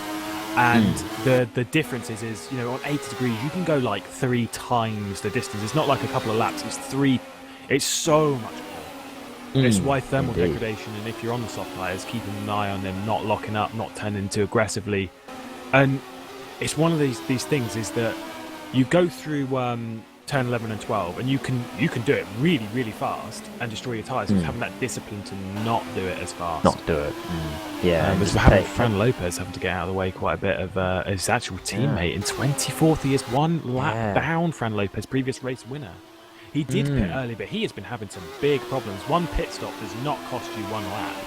No, yeah. He's really playing big problem. Oh, actually, no, him and his teammate are actually they're fighting. No, him and his teammate battling for position 1 lap down. Yeah, 23rd. Oh, his teammate's nearly taking him out. Michael, nearly spins into Fran there. I think it was a bit of a rear lock-up right in the corner apex. Yes. So nearly went into his teammate, but they managed to avoid contact, thankfully, for Red Archer. Oh, Michael gets a bit adventurous. And they're in front of they're in front of this battle for P4. Yeah. This is actually going to drop Cooper a little bit back into the clutches of Emmanuel Gagzella. Here we go. Yes, look at this. Look at this. Gagzella's got a great run now on the back. Oh yeah. Whoa! That was bad from Cooper. That was bad. That was blocking. He should have picked one way. Yeah, Gagzella's weaving. I wouldn't be happy with that either. Basically, what happens there is Cooper did reactionary moves. That's not okay. That is very, very dangerous stuff there from Cooper. So, that was going to be a big crash. Kudos to Gagzella for, not going, I'm just going to steam it down the inside anyway. Yeah, good stuff. Good patience from Emmanuel. And as we said, he's a very much an experienced campaigner against Gagzella. He knows how to drive these cars and be patient with things. Although, except when he does that. Yeah, he does a bit of a I think he's just he's like frustrated. He's frustrated. Yeah, which is fair enough. There's Andrew Norton in the lane, by the way. But going back on Fran. Yeah, he's making a bit of progress now. It seems like his pace is normalised a bit now. But yeah, he's I don't know. It's very strange, isn't it? I mean, we know how quick he is, but he's down to 22nd. And as you said, I mean, a pit stop does cost you time, but it doesn't cost you a lap. That's for sure. So yeah, there's something going on with Fran. Possibly a spin or something may have been what we missed on him. But either way, yeah, he's just really struggled. I think he was caught up in the first turn crash, and it's all just fallen apart from then. Indeed. But yeah, I mean, I personally, I want to keep an eye on this Cooper. Oh, Cooper getting back markers again. That was Perkins. Of course, we saw front wing and rear wing loss. Perkins really needs to get out of the way. especially if Gagzella before 11 and 12. It is not easy to follow a car through there. There's and yeah, he does. Yeah, he doesn't really though. Oh, really? Oh, he There really, we go. yeah. No, yeah. This is a thing. Apparently, Chris didn't have these, so I'd like to correct that fact that I was spreading all week. Because I was pretty sure that Chris did. We've got these LED boards all over the place. They are fantastic because the light blue they give off when blue flags, you cannot miss it. And I know because I was sitting there behind someone yesterday who had blue flags, going, "Come on! You can see them. I can see them. We can all see them." They're very, very obvious, especially especially with the yellow flags. You cannot miss yellow flags anymore. It's not some marshal waving at you. They're really bright. They're really in your face. They are brilliant. Indeed, yeah. No, I agree. They're really handy for instance or blue flags or anything like that. It's really good to see them actually being able to be used, which is just fantastic. We had them at Adelaide as well, which is in Masters. I wonder who had a good result at Masters at Adelaide. Hinss. Podium, first podium for GPV, not bragging at all, obviously. It is very handy indeed, and they really do make it a lot easier. So it's very good to see them in use. But either way, Rudy's still leading by the way, 6.5. So it is stable at about 6 seconds thereabouts. Yeah. So as Ben Hole is indeed he's under attack though. Yeah, indeed. Yeah, Columbus coming at him now for 9th. But either way, P9 for Ben Hole looking very nice indeed. I've got to say, really impressive. I really do think. So using the full round range is Ben, but he's just impressed. Again, I know a lot of people have been, and me included, I think, in GSR being a bit cautious of what to expect from them from this season. But Ben Hole really impressive. DeWalt now 14. Oh, here comes Weeks. He's going to go for it. Oh boy! Trying to go around the outside. Oh, that was a credit to Weeks. Except that final little bit there, that was a beautiful piece of driving from Weeks. Indeed, yeah. So great move. Gets it around and the outside. Still gets it sorted. Touche. That was ballsy stuff there from Jordan Weeks, and fantastic move. Commitment from Jordan there to get that move done. It's hard to do it on the inside. But alone around the outside. It's great stuff from Jordan to get that done. But either way, he now moves to 9th for Torrance. Ben Hole drops to 10th, but he's got a very nice little gap. I say little gap, it's about 10 seconds back to. Obviously, though, with Jordan, though, he is coming off of the season with Perkins off in front. He's going to rejoin. He's going to lose position to Horrell here. That was, again, silly back marking. Get out of the way. But no. Yes. The thing is with Jordan, he has just come off a season which he didn't do all of. He did 14. No, he did less than that. He did 13 races, and he DNF'd 8 of them. So he has come off of a bad season, and still having the courage to pull off a move like that. Impressive stuff. It's a shame he had a back marker in the way there, who I was told was quite a few seconds outside of 107% in the qualifying. So perhaps there should be something like that in future rounds, but we shall see. Yep, indeed. Jordan looking like he really is excited to DNF this race as well and add to the total. A few little moments with the rear end is good. So a bit excited is the current driver, but as well. I mean, those who watched the broadcast Super League last year will know that. Red Shaw in. So there you go. So Red Shaw the first to blink of the two. So that's interesting. Gagzella and Cooper into the second to last turn. Fantastic move from Cooper. Yeah, for a P4. That's effective position for us. So here we go. DRS for Gagzella. Yeah, so he's going to look at that. Steam's passed. Red Shaw's just coming out. As we said earlier, he'd gone into the pit lane. Awkward. In front of Cooper. That is beautiful stuff for Emmanuel Gagzella. But Augustin Canapino straight on the back of Cooper coming down into T3. He's going to get this move done. Of course, we are. A bit of contact there. Hit the front wing slightly of Cooper. We're done. Very, very interested in what's going to happen with Canapino towards the end of the race, and Redshaw straight back on it though, back onto Gagzella. Yeah, indeed. Yeah, no, that's helped Gagzella though. He's going to be very happy with that. He's going to have a nice look at back to Canapino, thanks to Redshaw popping out right in the centre of all that. So interesting stuff. By the way, David Fidek in second. Mr. Consistency is doing the usual thing of just going along and being extremely consistent. So. Yeah, good stuff from David. Gagzella's just getting out of the way. Gagzella's just getting out of the way. Yep. Different stuff. strategies. Not trying to get himself involved. You know, Very it's very smart. mature. Yeah, very mature driving from Gazzola. He's really showing a lot of maturity, considering this is his first venture in the Super League and for his team. So, it's smart stuff here for Gagzella. It's great to see. I mean, don't get me wrong, we all want to see people battling for position, but I don't think that's what Gagzella's goal is here. He's just trying to get himself through this race. He's trying to get himself in a good position. He's got the pace. He's just needing to get comfortable. I don't know how many races he's done in R2. I don't know. I've never seen Gagzella in an R2 race. As we do have Alex Cooper, yes, into the pit lane. Lots of nicely. Doesn't matter as long as he's slowed down because he's getting off these tyres anyway. Yeah. He is staying on the soft tyres though. Also, Redshaw still on the soft tyres, so Redshaw definitely going for that 3-stop strategy. We'll be onto the mediums next time to go to the end of the race.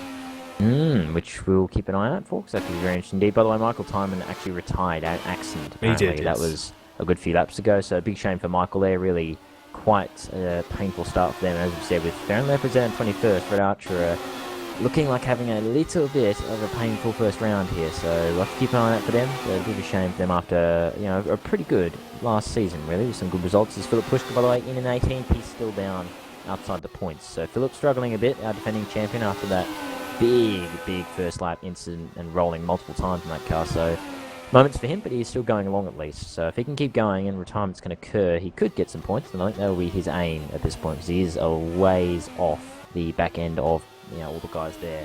But either way, Van Buren into the pit lane. Vidic is going to assume the lead here, I would guess. Although there is 15 seconds between. Now, I know 15 seconds sounds like quite a bit, or like enough that Vidic would jump. But I think Van Buren's going to be pretty close out of the pit lane here. Is he going yet? No, the pit lane's they're not short enough. Although they're close. Well, he's coming out, but Vidic should have him. Yeah, there you go. Vidic has him. It's just very, very close on pit lane because of the speed you travel through pit lane. As you say, it's like 100 k's. But I think Redshaw's closed up a little bit on Van Buren over that stop, and yes, Parker's staying into the pit lane. Indeed. And yeah, you're right. I think Parker has indeed. I think I'd have to agree. It's got to be a good 3 or 4 seconds, I'd say now. Probably. No, it's a bit more than that. I think it's 5. I think it's 5 seconds. Yeah. Here. Still closed, because it was 6.5 before the stops. So it's good to see Parker, by the way, exiting, and he will come out right with Jonas Ravio, so that's great for Parker. He's going to come out right with Benicio, side by side in turn 1. Jonas tries to go around the outside, but Parker just goes, well, no, I'm just going to take the line, thank you. So good stuff from Parker there. Now comes out 11th, and Jonas still in 12th, by the way, so Jonas still going along rather nicely. Benicio in his debut for the team and in Super League, so good stuff for Jonas, although he's gone a little bit wide. As I say that, I'm giving commentators courses to everyone right now, so apologies to everyone on track, but apparently I must be commentating cursing all the drivers in the world. But either way, he's still 12th. DeWalt now, by the way, in 13th still. So good stuff from DeWalt. It's quite impressive. Again, PSR really doing well. And yet, Guy in the lane for Norjone. Again, down in 18th. So Guy down with actually Philip Pushka. I think him and Pushka are actually fighting for position. And they are going to come out pretty line astern. The Guy comes out with a little bit of a buffer, but I think they are fighting for effective position. But yeah, that's interesting to see, isn't it? Flo and Philip down the field that so far, much. yeah. But yeah, it's interesting. It's not a good first round for Philip. Of course, he did win the championship last year whilst missing a round. Indeed, yeah. Very, very consistent runner outside of that. But yeah, the gap between Redshaw and Van Buren is 5.5, 5.6. So yeah, it has come down a little bit, but not that much. I did think he gained a little bit, but not enough for it to be, like, there's going to be big changes here. But Ben Horrell into the pit lane from 8th. Yeah, indeed, and also interesting to note. Yeah, and just noticing. Yeah, that's what I was watching. I was about to mention Francesconi is getting under the pump from Alex Cooper, so I think he is also getting the stop as well. He's another one who could possibly be doing a 2-stop, depending on how long he goes in this stint, because he did get out quite a ways on the first stint, and Cooper, he's not going to fight that very hard. Yeah, Cooper down, he didn't even fight that at all. So, again, different strategies. Francesconi just deciding, nope, not going to fight that. I'm on a different strategy. I'll just let Cooper go ahead, and I'll do my own race. So, again, very smart racing from Francesconi. Again, Canapino nearly gonked the back of Gaxella there. Ooh. Jeez, Canapino having a bit of a moment. Look at that, he's right on Gixella there. Is this the battle for 4th spot? Will Canapino, he's going to try a week's move, is he? Nah, there's not enough grip out there. No. Not enough grip out there. Yeah, not able to get it done into the entry like Weeks did, so not quite able to get the move done as early as Weeks, and that means he doesn't enable the move. Yeah, 5th, and yeah, just as I was mentioning there real quick, a lot of battles going on apparently, so we are sort of jumping around a bit here, but either way, I was just going to mention with Francesconi, new to GPV, of course, as we mentioned, but a lot of experience elsewhere, notably FSR. I think the first race there was in 2011, I believe, from memory. I've done a bit of commentary on Francesconi in my first few seasons of commentary. So Gexella also went to the pit lane, by the way. But Francesconi, also his teammate in this season, they're both from the FSR camp. They've actually, I think they were teammates over there. I think it's Twister, being European Skewy as well. Gexella Cooper out in front of Gexella again. So there you go. I'm sure Gexella will be very happy at his defensive stuff again. 11th place, Ben Hole, by the way, just challenging against Ravio. Ooh. No. Sorry, we're just being told that Friday can hardly be a change position. No, Van Buren has always been second. Yes. Fidek, though, is coming under pressure from Rudy Van Buren here.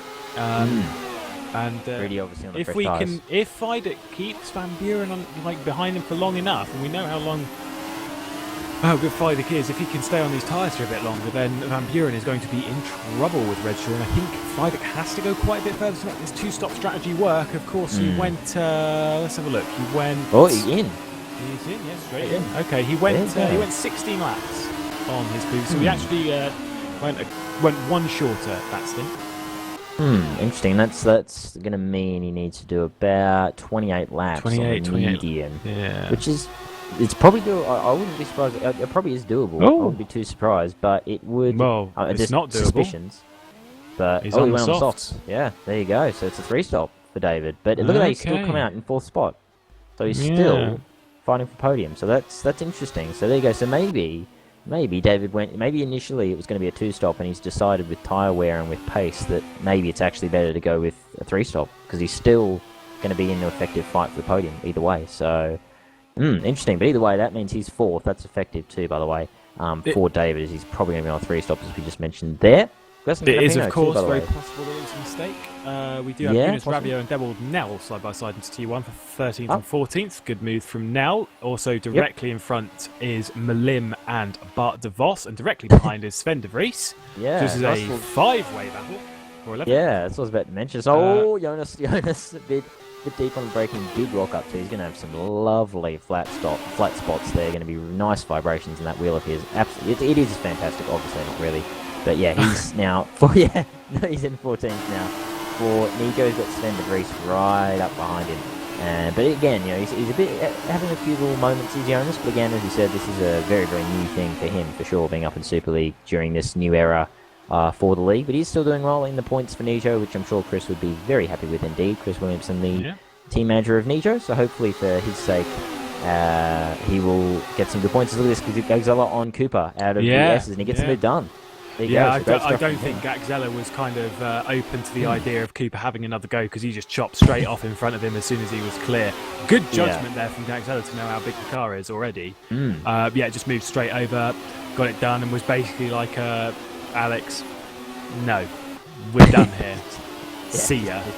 Yeah, just held up the hand. Yeah, he's still got Jordan Weeks, who I know will have some interesting defensive moves for Gexella. Obviously, we know that Jordan's a very aggressive driver. He doesn't like to lose these kind of positions. See if he plays it smart, or if he really, really wants to keep this sixth. I know what the kind of driver that Jordan is. I think he'll definitely want to keep this sixth place. So, do you see how quick Gexella close up to him? Really we also quick. had Eunice Ravio and Sven de Vries. Who's picked through? It's going to be quicker and they're the same. Pretty similar. Both massive wheel spin off the stop. Interesting to note too, they've almost kept. Actually, they are. Yeah, they're going to keep 15th and 16th ahead of Lars Brugman. That's how much of a gap they have, that they managed to have that stop. Yeah, they've been battling all day as Brugman, De Vries, Ravio, and all that. Oh, Gexella, Gexella. Yeah, Jordan Weeks, straight past. Good move. Wow, Gexella is moving. He's not waiting around now. Good stuff. Oh. Yeah, he's found some pace, hasn't he? He must be getting just more and more comfortable with that car as the track runs up. Yep. Cooper coming at him still. Parker's closing up as well. Yeah, got an interesting little battle going on here. So Weeks, obviously, under the pump now from Alex Cooper. This for 7th spot. And as I said, Parker there just behind, still trying to sort of make back some time after that little error earlier in the race. It's got a nice little bit of wheel spin there on the exit with Parker there. Nice little oversteer moment, I noticed. So that's going to help his rear tyres, I'm sure. But either way, Cooper. I did. Yeah, with Parker in 9th position, by the way, as Cooper, I think, is going to go for a move here. So we'll focus on that now, straight into T1 as Cooper's out, he's round, and he's done straight into T1. Yeah. That DRS proving powerful. Yeah, is it possible too? I'm just guessing here, but it does seem like everyone's really easily getting past weeks in a straight line. Is it possible he's got a high downforce setup? Yeah. See that Parker already through as well. Parker, obviously we've seen multiple mistakes from him. Maybe a podium potential driver earlier on in the race, but a mistake up at T6 cost him that, or T7, sorry. But it cost him that. But you know, he's got pace, is he? Oh, he's nearly clipped that anti-cut again. Parker, come on, boyo. I think the risk for the anti-cut. Must say he's locking his rears a few too many times. Because obviously you don't want to lock your front, so you move the brake bars rearward. The thing is with these guys though, credit to them. I know the Dirty Air is pretty aggressive, but these guys are producing quite a nice race for us. Indeed, yeah, no, very, very entertaining. I'm sure. Hopefully you guys are enjoying the broadcast, by the way, with us bringing you along, whether you like it or not, through this race to open the Super League campaign. So hopefully you're enjoying it. We're having a blast, as I'm sure you can tell. We're having fun here, us, Anderson on cameras, and obviously myself and Lewis McGlade on the comms. But either way, this is still Rudy Van Buren leading, by the way.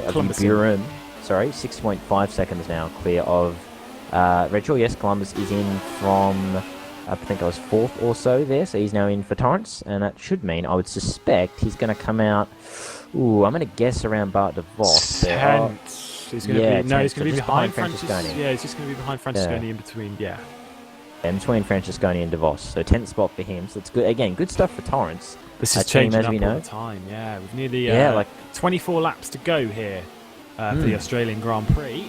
And into the second half of the race. And I was just going to mention, with Torrance, 8th, 10th, again, this is similar to the start of last year, though. The same thing. They had a very, very nice start to the season in terms of points position. They just slowly petered off as obviously Jordan's bad luck got even worse as the season went on, and obviously towards the end they just had very big issues with getting drivers to race at the latter half of the season. So it all kind of fell away as the season grew on. But either way, 8th, 10th for them, so it's good to see Torrance up there again. Francesconi 9th for Adonis. I'm sure Menno will be very happy with that indeed. It's a very good start for him, as Lars Brugman 16th still, by the way, so still in that fight with Jonas. Yeah, so Jonas, and notice as well Jonas on the medium and Brugman on the soft, so a bit of different strategy there, which could affect that battle. Sven also back there. So that fight, as you mentioned, has been going on for a while. Look at this, look at that exit from Brugman's got a very nice exit out of the first sector there towards the second sector. Heads down inside, but Jonas, wow, very late braking. He's overcooked it a little bit. Yeah. That was nice and stopped there from Jonas Rabio. It was. Yeah, he just really late braking, but either way, Brugman's got a very nice run.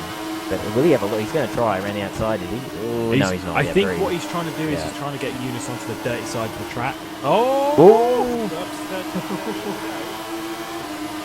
Eunice is definitely running lower wings here.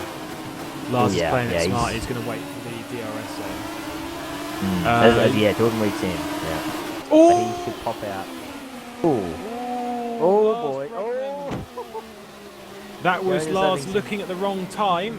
And, no. Sven de Vries. What an opportunistic stuff there from Sven de Vries.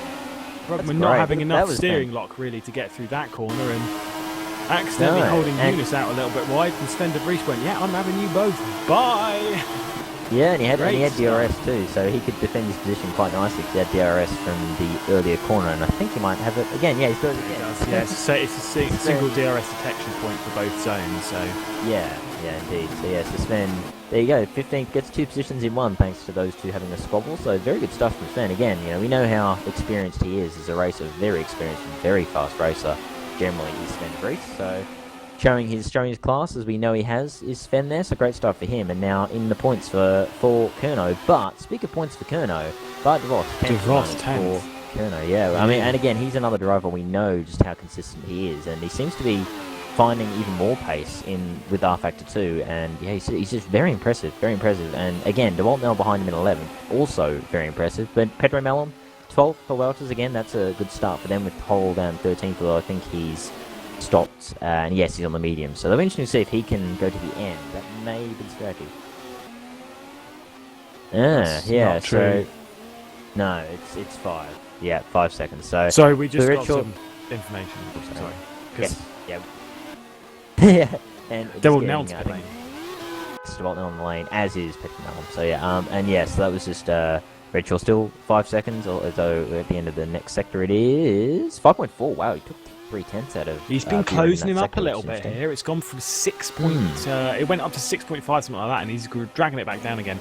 I don't think he's got enough laps, and I don't think he's got enough pace in the car for Redshaw to get up to the back of Van Buren and take that win. But it's a credit to Redshaw. Now I know this is information not too many people will know.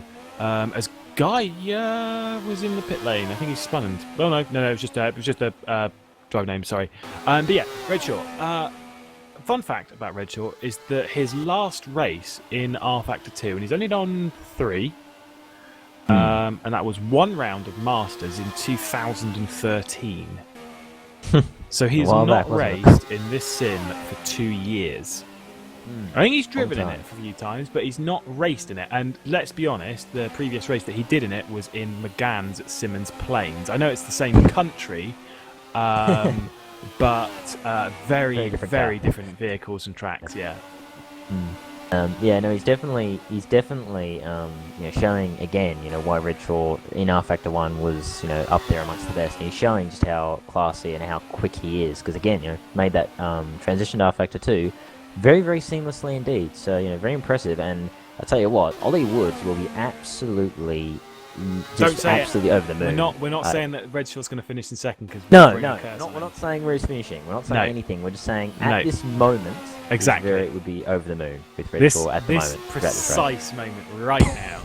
Yes. So yeah, make sure you comments curse that. But yes, David Fidek, by the way, still in third, and again still kind of in his own little space. It's got about 9 seconds up to 11 seconds. Well, about 10 seconds up to Redshaw, and about 4 seconds or so back to Augustin Canapino, still in 4th, going along well. Gagzola in 5th still, also having a very impressive debut for Storm Racing. And he obviously being his team, he'll be very happy with that indeed. Alex Cooper, 6th. Go have a little run down the order. Alex Cooper in 6th for Welters, having a solid start to the season. Tom Parker in 7th, still going along in the points after those earlier errors. Michael Francesconi in 8th for Jonas now, so great stuff from him as he goes a bit wide out of the chicane there, but he's still going along in 8th, and I think, as we've mentioned, he possibly could be on a 2-stop. We'll see how that goes, but he is having a nice debut for Adonis in GPVWC, showing his class from FSR. And then it's Mendigas Columbus in 9th for Torrance, with Ben Hall now in 10th for GSR, again having a very impressive start to his 2016 season. Jordan Weeks 11th, and then 2nd Torrance having a good solid run so far, with Bart DeVos in 12th for Kerno, but he's got DeWalt Mel, Sven de Vries and Pedro Mellon not far behind him, and that will train from 11th, 12th, 13th, 14th and 15th. And just outside the points now is Jonas Ravio, unfortunately, in 16th. He's got Philip Pushka, by the way, in 17th, so Philip Pushka maybe can get some points after all. He's looking like his pace has been decent, or solid at least, throughout the sort of middle phase of the race. Just as a note that one of the people that was battling with Sven de Vries and obviously Jonas Ravio has dropped a lap down. It was Lars Brugman who's got Fran Lopez for company, although he's getting out of his way. I don't think he realises that one's position. Congratulations, Lars. Not paying attention there. Lars, though, he's definite. There is something wrong with that Ed in his car. He's something's gone wrong in the rear of that car. Yeah. That is suspension failure, flat out. He's hit something. I don't know what. A suspension failure or a puncture or something. Something's gone wrong on that car. I suspect. Boy. I wonder if it's brakes. I think he's going to retire. I think he's done. There you go. Yeah, Lars Brugman out of the race. There was something going on that car. I will find out for you. But there was something going on in that car.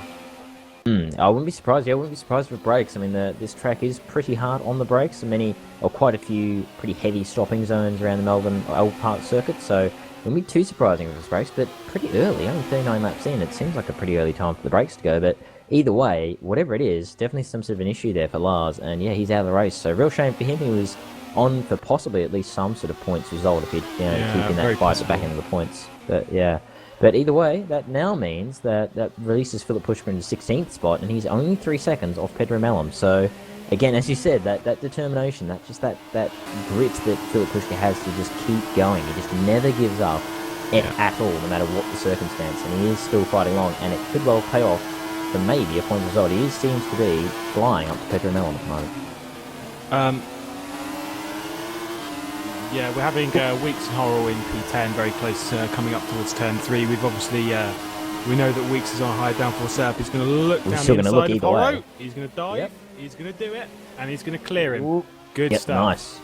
Good stuff there nice from Weeks. Also, confirmation from Mr. Brugman. He said something broke. Suddenly, no front brakes. Ooh, there you go. Yeah, it was brake failure, which would suggest keeping an eye on Michael Francesconi as Redshaw enters the pit lane. See if Francesconi can get to the end of the race.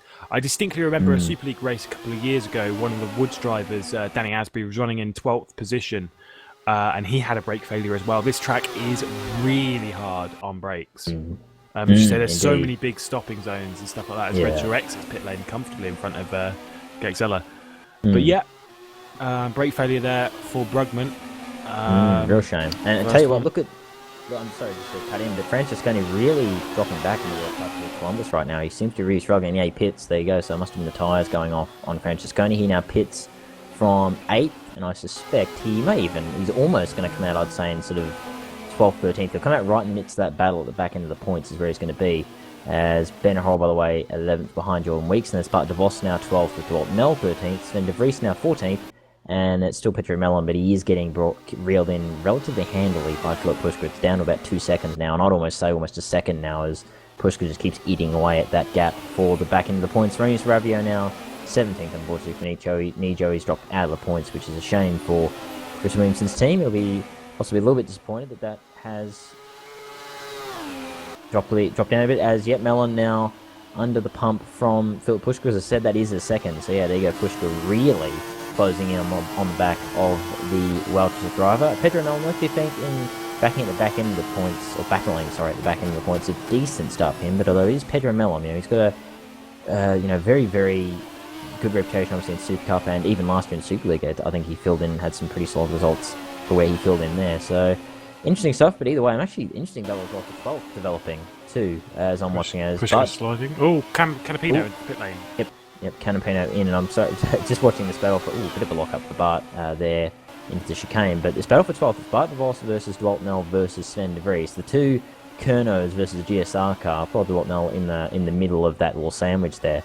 And he's actually, wow, look at that. Sven de Vries really closes. He goes down the inside, into the chicane. Thankfully, Dwalt Nell there saw it coming and gave him room. So good smart driving from Dwalt to see that. Look at this, Sven is, wow, look at that. He must have he's on the grass.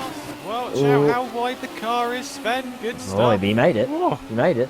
So, again, as we mentioned before, Lulu, with Weeks, that possibly shows Dwalt Nell could be on a pretty high downforce setup because Sven just flew past him there.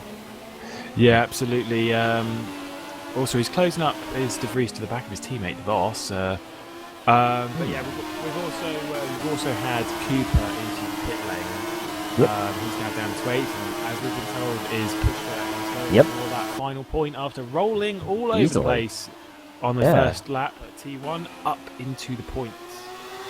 Yeah, and he'll obviously have DRS again to defend, as we said before, just the one detection zone for this Albert Park circuit. And yeah, he's in the points. So there you go, Pushka. Back in the points. And as we said, if anyone's going to keep pushing and pushing and pushing and just keep going, it's going to be Philip Pushka. And again, showing that determination, that pace that he has, and that general world champion mentality that he showed last year with that championship. So great stuff from Pushka to manage to recover so far from what was a really quite challenging start to his 2016 campaign.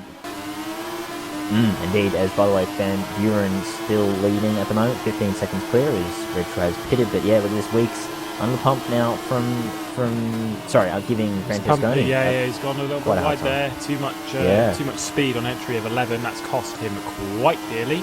Parker also into the pit lane in 6th position. as well. I'm just looking. Keep an eye on other battles further down. I think Fran Lopez has actually taken Yuha Makiyuki there for 19th. So that's, I think, was a while back. We just generally, I think Fran just generally took him, but Fran actually looks like he's closing on Florian Guy as well. Guy down 18th, looking like he's struggling a bit. Unfortunately, his pace just seeming to be a little bit off the mark, which is a shame for him. But Fran definitely closing. He's definitely making up time, but he is still a lap down. He's still down 19th, so he's going to have to probably hope for some retirements to get any points for Red Archer at this opening round of the championship. Yeah, for some of these boys, it's turning into a slightly extended test session, realistically. So, yeah, it sucks, but it's one of those things that happens. And with 16 laps to go, this is going to be an absolute cracker. Oh yeah, that Redshaw Buren battle will be very interesting. Again, I suspect Buren, he looks very, very comfortable indeed, does Rudy in the lead. But you never know. I mean, as we said, Redshaw is a very much seasoned campaigner, and if anyone's going to find a way to get a win out of this, it'll be Lewis Redshaw if anyone's going to find a way. So we'll keep an eye on that for sure. But either way, I'm looking still at this. Oh boy, Jordan getting a bit loose on the exit of the chicane. That kind of wrecks any chance he had at attacking Francesconi. I was going to say he was going to maybe have a crack down here, but he had a little error, so he can't do that now. But he is still on the back of Michael there. That's for 9th. And only a few other, still that battle for 12th between the two Kernos going on. Bart's still ahead of Sven, so no team orders coming to play just yet. And I doubt that probably will be. They'll probably let them fight it out as long as it's clean, really, is the main thing. But again, still, double points result looking to possibly be on the cards for Kerno, which would be a fantastic start for them to get kickstart their 2016 campaign. I'm sure they'll be very, very happy indeed with double points, as is GSR as well, 11th and 14th. So again, some good to see a few of these teams that obviously had a bit of a struggle in 2015 really come to the fore in this new era. As look at this, Sven de Vries DRS on his teammate, and really have a look. He's closing, but no, he doesn't. Just sits behind. So patient stuff for Sven, but he has yet pushed her in, so he will now drop down. Yeah, I think Bardavos is going to pull out of the way. Sven de Vries did lock his tyres, lock his rear brakes coming into the turn. We'll keep an eye on Sven, because I know I'm curious to see if he's going to have a brake problem. I know him and Lars are good setup buddies. I know for a fact that De Vries was actually on Brugman's setup yesterday. So yeah, keep an eye on De Vries. I'm just a bit concerned with that. So yeah, keep an eye on them. I will say Van Buren, don't think Redshaw. Unfortunately, I don't think Redshaw is going to be able to get close, based on the fact that I think Redshaw's actually lost quite a bit of time recently. Yeah. Indeed, yeah. It looks like he's dropped off quite markedly from Buren, but I think again he has stopped and Buren hasn't. So Buren really extending this stint is what I'm noticing, because they've usually only been, the last two stops have only been separated by a lap or two, but Buren's staying out quite a while, which is very interesting. Very, very interesting. Also, very promising for Midnight Motorsports. I'm sure the boys there at Midnight will be very, very happy with how long Buren's managing to push here, and he's still doing a decent pace, which is really impressive. So, solid stuff from Rudy there. But yeah, David Feidick's still in second, still going along nicely. His Mr. Consistency again. We haven't really been talking about him too much in the last kind of 20 laps, because he's just been plodding along doing his thing that David Feidick does. But looking very nice, his Mr. Consistency to being on for at least top sort of 5 at the very least, which I'm sure David will be really happy to start his season with.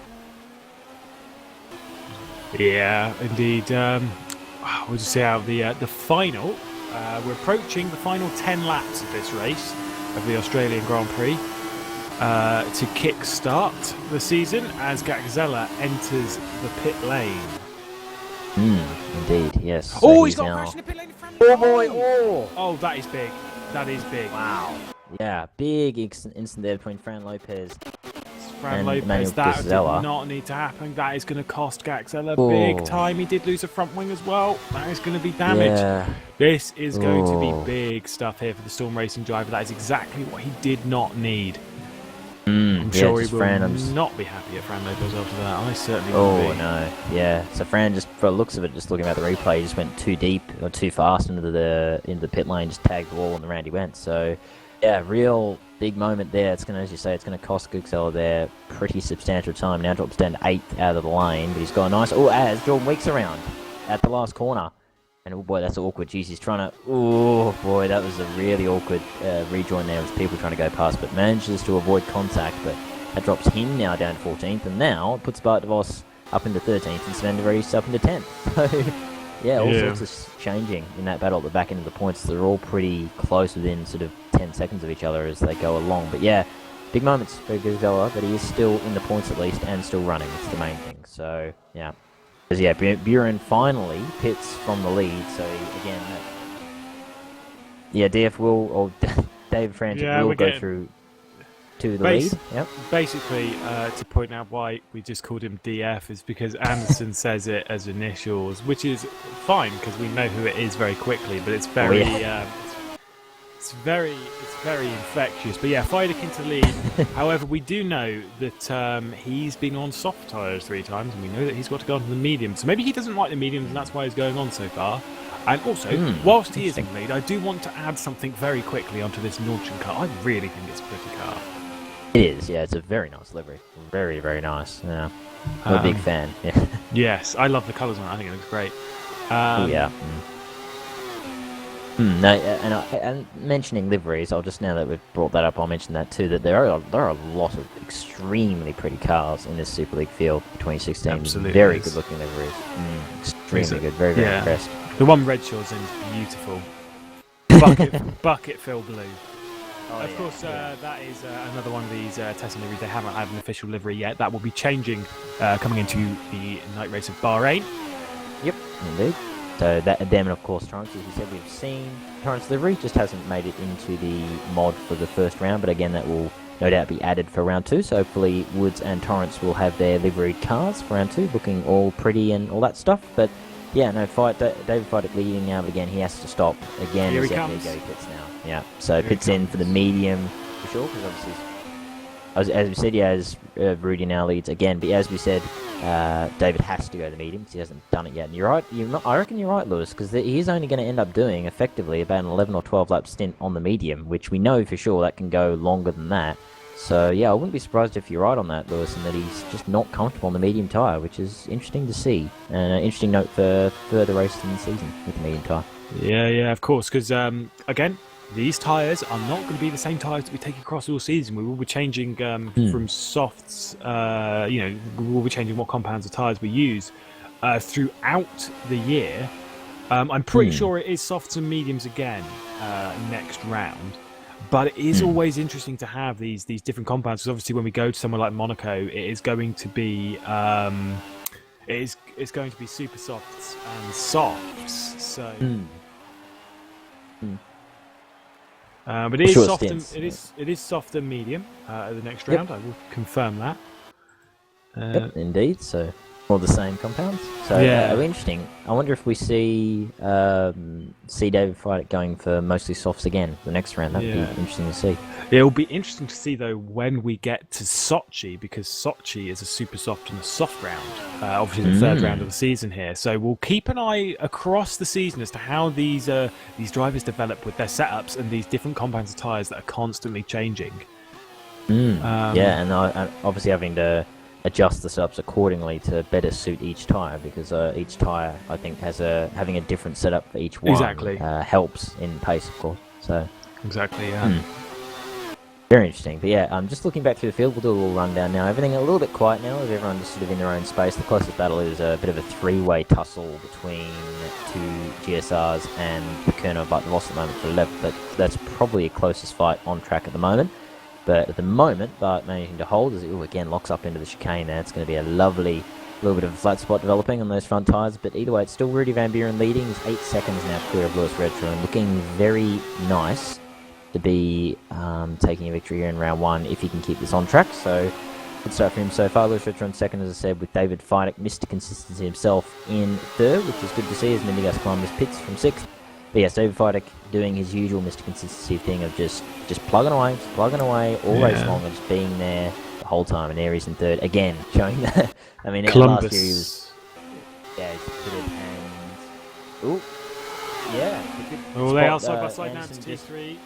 No, Gazella holds on, gets through. I think that is 4 positions. So Gazella now 6th spot ahead of Tom Parker from Anderson there. Josh on the cameras, just noticing that battle there between those two. And look at that, Gazella's just straight gone. Look at that, already opened up a good 2 or 3 car length gap on Parker. So good stuff from him as he's trying to recover a bit from that incident in the pit lane with Fran Lopez. Still in 6th though, so it's still looking like a pretty solid result really for Storm in their maiden race in Super League.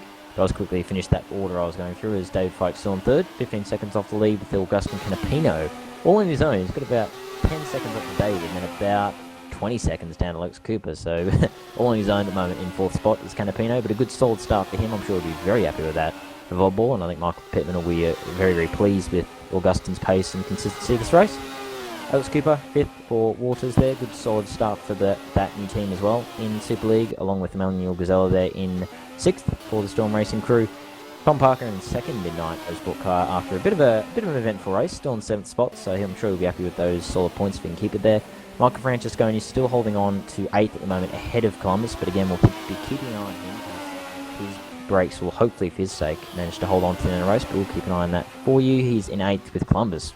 Really, really big time coming at him, but again Columbus just pitted, will have fresh tyres, so and soft tyres. Not too surprising. Yeah, and soft tyres, yeah, so no I wouldn't be too surprised if he's probably going to cruise past now, really. Let's have a look. Yeah, look at that. You'll probably have that done shortly, although Francesconi looks like a pretty slick car. He's trying to defend a decent amount anyway, but it looks like Columbus will get that move done. Yep, bit of an attempt, bit of a half-serve attempt to defend there from Francesconi, but I think he knew that was inevitably going to happen. But geez, he got a very nice exit out of turn 1. Look at that, Columbus has got DRS, but he's still going to have him either way. Look at that, fantastic. Although Columbus on fresh tyres manages to break late enough to defend. So good defence from Columbus, but very close comeback from Francesconi. But either way, that means Columbus moves to 8th. Francesconi now 9th. Still a very, very solid result for him if he can hold this for Adonis in his first race in GPWC Racing. Very good stuff indeed. Sven de Vries still in 10th in that Kerno. Great stuff from him. Good solid race with Bart Voss, his teammate, in 11th. That's a really very, very solid start for Kerno, as we've been talking about, and I'm sure that they'll be very happy to start the season on that kind of results.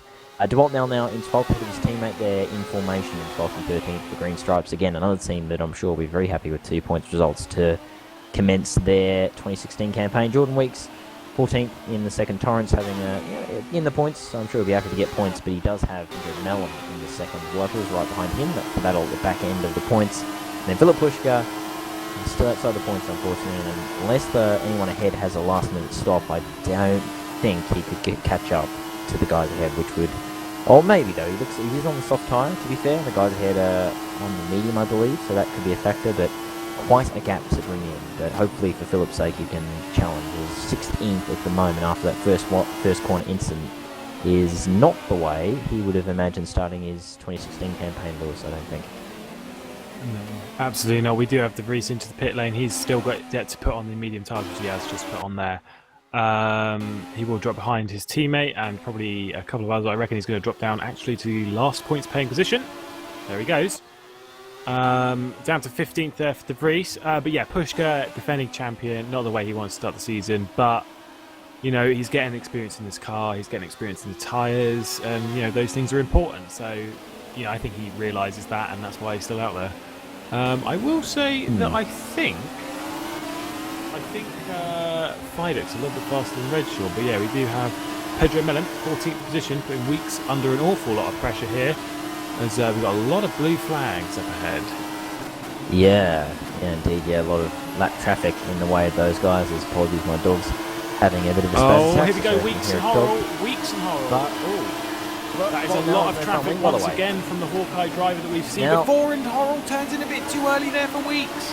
Weeks get the move done. That was, to me, perfectly fine. Horrell turned in. Good job, Weeks. And notice Nell, he's got no front wing just in front of him. He's had an incident somewhere, and he's going to go straight through. This could be dangerous. He's going to rejoin fine. Yeah, he gets... Yep. Weeks nearly going the wrong way there, but he managed to get through, no worries. So, shame for DeWalt Nell, though. That means now he's going to have to pit again, and that should surely drop him out of points. So, suddenly, Philip Pushka's in 15th, and he's just closed quite handsomely on the guys ahead. Now, Sven is looking like he may, possibly, be at the back end of the points. So all Yeah. changed in that little moment, wasn't it? Just all Yeah, of a De sudden. Vries now having Turns traffic around. problems with Perkins. Yeah. This is something that we've seen all race so far, is that Perkins is getting in the way. It's not good to see. Yeah, I I, guess as we said, I suspect a few penalties going Perkins' way for not obeying blue flags properly, unfortunately. and again, as we've said, with those blue flag, the LED lights everywhere, you can't really miss a blue them. flag. There's absolutely no way. You're getting notified for a blue flag, and you've got the LEDs going off everywhere. Exactly. So surely, you can't really say that it's not not clear because it is Pushka right as there. But well. Either way, think, just looking at Jordan Weeks. Yes, it getting Ben was. Horrell behind him. Oh, Wait. Wow. Close for Philip there, very close, but he manages to get through. yeah, that is not pretty. That is not pretty. That is not pretty. Heart in mouth moment, but either way, look at Sven. He is struggling big time. I think his tyres might be a little bit in struck with his sliding through the right-hander. I think he's just not comfortable in the mediums. That's why he's waited this long to go on him. Yeah, and again, as you mentioned with David, it might be a similar thing, although David is really going nice. As I said, I reckon I would agree. He seems to be just slowly edging away at Red Shaw's advantage there, which is really interesting to see. But either way, we'll look at this fight now for 14th. Pushka is right on the back of Sven de Vries. He's on soft tyres, so he has the pace, you would think, over his rival here. And yeah, it looks like Sven really struggling. He's looking on song for possibly even better result if he hasn't had these little moments he's having. But either way, he would still be in the points. Fair play if he does hold on here for the moment. Just look at this ahead. Look at that. Jordan Weeks having to defend from Pedro Mellum here, and I think Mellum's going to have it. Look at this. Ben Horrell wants to go through too, but he doesn't in the end. Holds back. Yeah, it's a five-way fight. Yeah, five-way fight from 11th to 15th. You can't say this is an action-packed. We've got a five-way fight. Jordan Weeks coming back. And Pedro Mellum to head down towards turn 3 here at the hairpin, and Weeks has a look down the inside. Oh, that was there's Mellum. contact. There's contact. Oh, That was no. always going to happen. Yeah, That was big. always going to happen. Mellon there did a Oh, reactionary move. As Oh, Weeks is round, by the way, sorry, at the Yeah. stadium second, so he drops to 14th. that was kind boy. of like, it was a bit of Weeks making a move from far back, and then Mellon doing some very, very dodgy, dangerous stuff.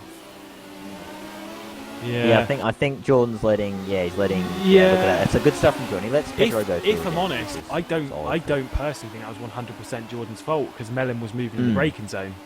I'm not It okay is- with that kind of driving. It was a bit of a one of those kind of things, wasn't it? Really. So in Yeah. the end, either case, that means Jordan drops to 15th.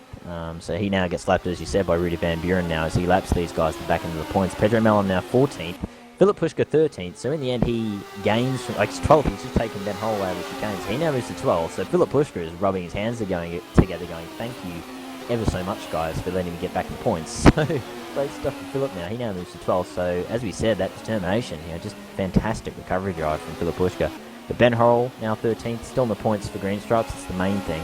And Sven de Vries now back up into 11th again for Kerno, so all sorts of changes. Now Bart de Vos is in 10th for Kerno, so all sorts of switching around there with that battle at the back end of the points. But as we said, you can't say this hasn't been action-packed, you've got to be honest. Yeah. With all this stuff going on.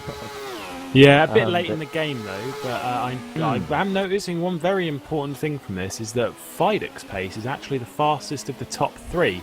Now he is closing up to the back of Redshaw, who And obviously these 2 years ago 1-2'd this race for CSG in 2014. But yeah, we'll see what happens. Yeah, no, very true. It's extremely interesting, that's for sure. And you're definitely right with Fidek. He's looking extremely impressive. I mean, he's just showing again that Mr. Consistency. We don't call him that for nothing.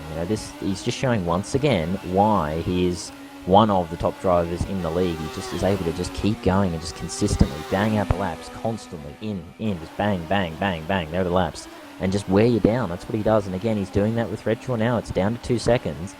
And I don't know if he's going to have the laps. I think you mentioned Paul Lulu. I don't know if he's got enough time to make that move, but you never know. If Lewis's tyres suddenly give up the ghost, or if he really starts struggling, David's right there to pounce in that battle for second spot. But either way, Cooper's still 5th, by the way, from Gazelle. I think it's been a bit close between those guys and Parker. They're all sort of in a little bit of a convoy there from 5th, 6th, 7th. and then it's a little bit of a gap back to Minigas Columbus in 8th, and then a bit more of a gap back to Francesconi, who's in his own little sort of space at the moment in 9th. But again, very nice debut for him in GPVWC. Very solid, really. Not amazing, but not bad at all to be in the top 10. I'm sure he'll be very happy with that indeed. Looking back through that back end battle, back end of the points, I think, that's all calmed down. They've all sort of spaced themselves out now. So, Jordan's now in 15th, back into the points, and unfortunately, as I mentioned, with that DeVault Mel incident, that's dropped him back to 17th. So it's not looking like any points for him after what was looking like a very solid race, as you said. Yeah. I mean, I'm still keeping an eye on Fidek, who is consistently catching Redshaw here with three laps to go here at the Australian Grand Prix. Can Fidek move himself up into second position? Of course, the position he finished in, I believe it was the position he finished in 2014. I think Rainieri might have got past him. Don't recall correctly. It was 2 years ago. But yeah, Fidek, he's doing well at the moment on these medium tyres. So we said that he might have struggled on them, but he is certainly more comfortable than Redshaw, who is having a bit of a Perkins issue that we've all brought up a few times, as Perkins is now going to move out of the way. We hope that driver going to be looking at a lot of trouble, I reckon, after this race. By the way, Yuha has retired. By the way, suspension failure. Yuha Makayupi. Yeah, I'm just looking at the replay. Oh boy, him and Florian Geyer. Oh, gee, down to turn 1, big hit in the wall. Looks like he was trying to defend from Florian. Oh, sorry. We've got two drivers that are close on track. We've got a Mr. Philip Pushka bouncing back, coming after Sven de Vries for 11th position here. Vodball Racing, number 1 car against Sven de Vries, who's subbing in for the Kerno this round. And down the outside comes Philip Pushka. Soft tyres versus mediums. He's going to be on the outside and inside. No, he's not going to be able to do it. But Pushka is going to be trying to get past before the end of the race. He is looking like he's got some strong pace on those soft tyres. Indeed, and just looking back at that David Fidek battle you were saying to keep an eye on, you were right. Look at that. The gap is down to pretty much nothing. He's right now, in the back nose to tail. Yeah, so, and there's only 2 laps to go, so still time for David Fidek, as we said. I mean, the dirty air is definitely having an effect here at this opening round, but that DRS is very strong, so keep an eye on that one. So 2 fights to keep an eye on at the moment, the battle for 11th and the battle for 2nd. I'm honestly not sure which way to look, because they're both about as close as each other. We'll keep an eye on, I think we'll look at 2nd, because look at this fight again. Yeah, this is a big fight. This is big and important stuff here. Oh yeah. Big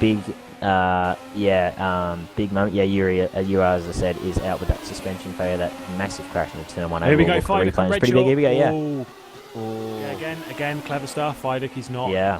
He's waiting for the final lap. Waiting for the right time, a close finish between the two. I'm not sure which one's running the lowest downforce, but we shall see what Fidek can do. Coming through onto the final lap as Rudy Van Buren leaves the final corner to start that final lap. He has been dominant today, and he looking very strong for this championship ahead. Yeah, indeed. So yeah, as you said, Rudy Van Buren, fantastic race for him. Really just dominating race. Really, he's just Redshaw's going to fall. Redshaw's trying to break the air, breaking that draft. You're right. He's being smart. I wonder. It's legal. It's totally illegal, as long as you're not weaving. Interesting. Yeah, exactly. And he wasn't weaving. It's just interesting. He's trying so hard. You're allowed to make. Look at that! Wow. Look at how quickly clothesline though. The rules are you're allowed to make one defensive move, and then obviously you can return to the racing line for the corner as long as you give a car width if they are there. Columbus is dropping back. Columbus has dropped back to 8th. That Parker's got past. So that's happened somewhere. Actually, I think they were just battling for position. As Cooper and Gaxella are battling for position. They've actually switched over a couple of times. That's the battle that I've been. Everything's happening on the final lap. Great stuff. Gaxella is in 5th. Cooper is in 6th, and they are battling for position. Also, we have Fidek and Redshaw coming up to the turn 11 and 12, battling for that position. I don't think Fidek's going to be able to get it done, as Rudy Van Buren is coming up to the final section of corners. Indeed, yeah. So we'll keep an eye on these bells for you, but for the moment, we'll have a look at Rudy Van Buren, who's had an absolutely fantastic race to start the season for Midnight Motorsports. They will be extremely pleased with the start to the season as he goes through the final corner now for the Midnight Motorsports crew. He is going to win the opening round of the 2016 season. Fantastic drive from Rudy Van Buren. Really a dominating performance, just controlling the race from start to finish. He wins here at Melbourne in round 1 of the 2016 season, the Stormcharge Superleague at GPVWC, and it looks like Redshaw is just going to get it. It's under a tenth. It's one of the GSRs having a bit of a moment after the line, but yeah, look at that, under a tenth. It's literally 0.07 of a second was that gap. That's how close that battle was. So great stuff from those two. Redshaw second. Sorry, Columbus coming back on Parker here. Columbus, yep. 7th and 8th. Parker coming up towards turn 13. Round the outside, Parker's going to hold it. Wow, yeah. Parker does hold it. Columbus, it's not good. There's not enough grip out there. It was worth a go, but not enough grip out there. Parker's going to hold on to 7th. Indeed, yeah. So, yep, Lewis Redshaw second, David Fidek third. Great stuff from those guys. And it's Augustin Canapino in 4th. Really good race from him. He was on his own for that last little bit, but a really good, solid drive from him. He'll be really happy with that to start his 2016 campaign. As you said, Emmanuel Gazella had a few interesting battles throughout that race, but he ends up 5th, which I'm sure he'll be very happy with indeed. It's a great start to the Storm Racing team's time in the Super League formula. Alex Cooper ends up 6th for Walters Automotive again, another solid strive from that new team as well. Tom Parker ends up 7th in the end after a few little moments throughout the race, but still good points for Midnight with a 1st and 7th. They'll be very, very pleased with that. Minigas Columbus ends out 8th for the Torrance Motorsport crew. Good drive from him, and Francesconi does end up getting to the end. No brake failure for him, and a very good 9th spot from him to start his time in GPVWC. So good stuff from Michael there. His debut for GPWC and Adonis. Bart DeVos ends up holding on to 10th spot for Kerno Sport. That's a really solid start. De Vries has from the crashed, boys. by the way. De Vries has lost his rear wing. He's the last one on the lead lap, but he has lost his rear wing. Maybe disappointed to win the race in style, I guess. Yeah, probably just thought, I'll have a little crash and go along with no rear wing. Why not get a bit of a show for the fans? But he does end up finishing, was the main thing. Gets points. But either way, Bart DeVos 10th, as I said, for Kerno Sport. And Philip Pushka in 11th for Vodball after a disaster first lap for him in that first lap. So fantastic stuff from Philip Pushka to get 11th in the end for Vodball. Again, as we've mentioned multiple times over the broadcast, just showing how determined he is. Just amazing determination from our defending world champion here at the GPWC. He gets 11th. Sven de Vries finishing in style with no rear wing to get 12th for Kerno. That's very good for Kerno with the 10th and 12th. They'll be very happy with that start for their season. Pedro Mellon, lap down, first lap cars in 13th for Wouters. A good solid start from him with Jordan Weeks in 14th for Torrance. Another team with double points there is Torrance. It's a good solid start for them. And Ben Hurrell does end up holding on to a point for GSR. So bit of a shame for GSR. They were looking like a solid double points result, but instance at the back end of the race just costing them in the end. But still, gets a point at least. So they at least get on to the points board early on here. And then the rest of the field, it's Jonas Ravio, 16th. A bit of a dropped off at the end, so unfortunately no points for him and for Nijo in their opening race. So bit of a continuation after last year's form. DeWalt Nell, 17th in the second GSR, with Foreign Guy ending up 18th in the second Norn Jones. So some contrasting fortunes for the two Norn Jones in the opening round. Fran Lopez ends up 19th in the lone surviving Red Archer, with Adrian McNaughton having a bit of a quieter race in the second of the Storm Racing cars. And 20th, Aidan Paulson filling in there in the Hawkeye, gets 21st, with Yuha Maki there being the first of retirements with a crash in turn 1. Philip Perkins, 5 laps down the end, way off in his own little sort of league there at the back end of the field in 23rd, with Lars Brugman, Michael Timon, and wow, I speak English, don't worry. Roy Schroten ran in the field in 26 with a retirement. So, there is your first round of the 2016 season for Super League, and what a race it was. It was absolutely fascinating stuff to watch, I must say. I had an absolute blast. I'm sure you can agree on that one, Lulu. So we have the top three finishes in the room for the post-race interviews, and I think we will start at the top, start with our race winner, Rudy Van Buren. That was, congratulations, first, of course. That was an amazing race from you, and we were having a blast that whole race. It's just things going off everywhere, but how was that for you from your perspective throughout that race? Yeah, thank you. Well, debut race, so a bit sweaty hands to get along with it. But well, I got a good start. I thought that Lewis had a bit of a problem there, losing a position, giving me a bit of breathing space in the beginning. I knew it would be quick on the tires, but the question was like, who's going to wear them out the quickest? In this case, it was him, positively for me, which gave me like the breathing room I needed for the rest of the stints. Indeed, and just because we were talking about the whole Excuse me, sorry, I just had a little drink of water there, so just trying to compose myself again.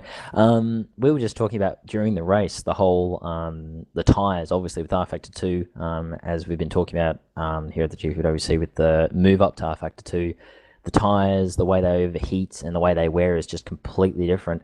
And how are you finding it for you for the tyre wear? Because I noticed, especially in that second stint, you seemed to really extend it quite a long way, and that really helped you to just build that lead later on the race.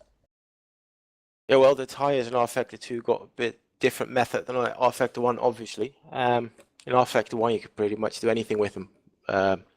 Block them, rape them, let them scream, let them smoke, whatever. They wouldn't get up to a certain temperature, which is not wear. Well, these ones are actually quite sensitive, and it gets to a point where it becomes a combination of temperature and wear. And if as soon as that goes over a cliff, I guess you've probably seen in the stream with a few guys getting to that point. It's just a done deal.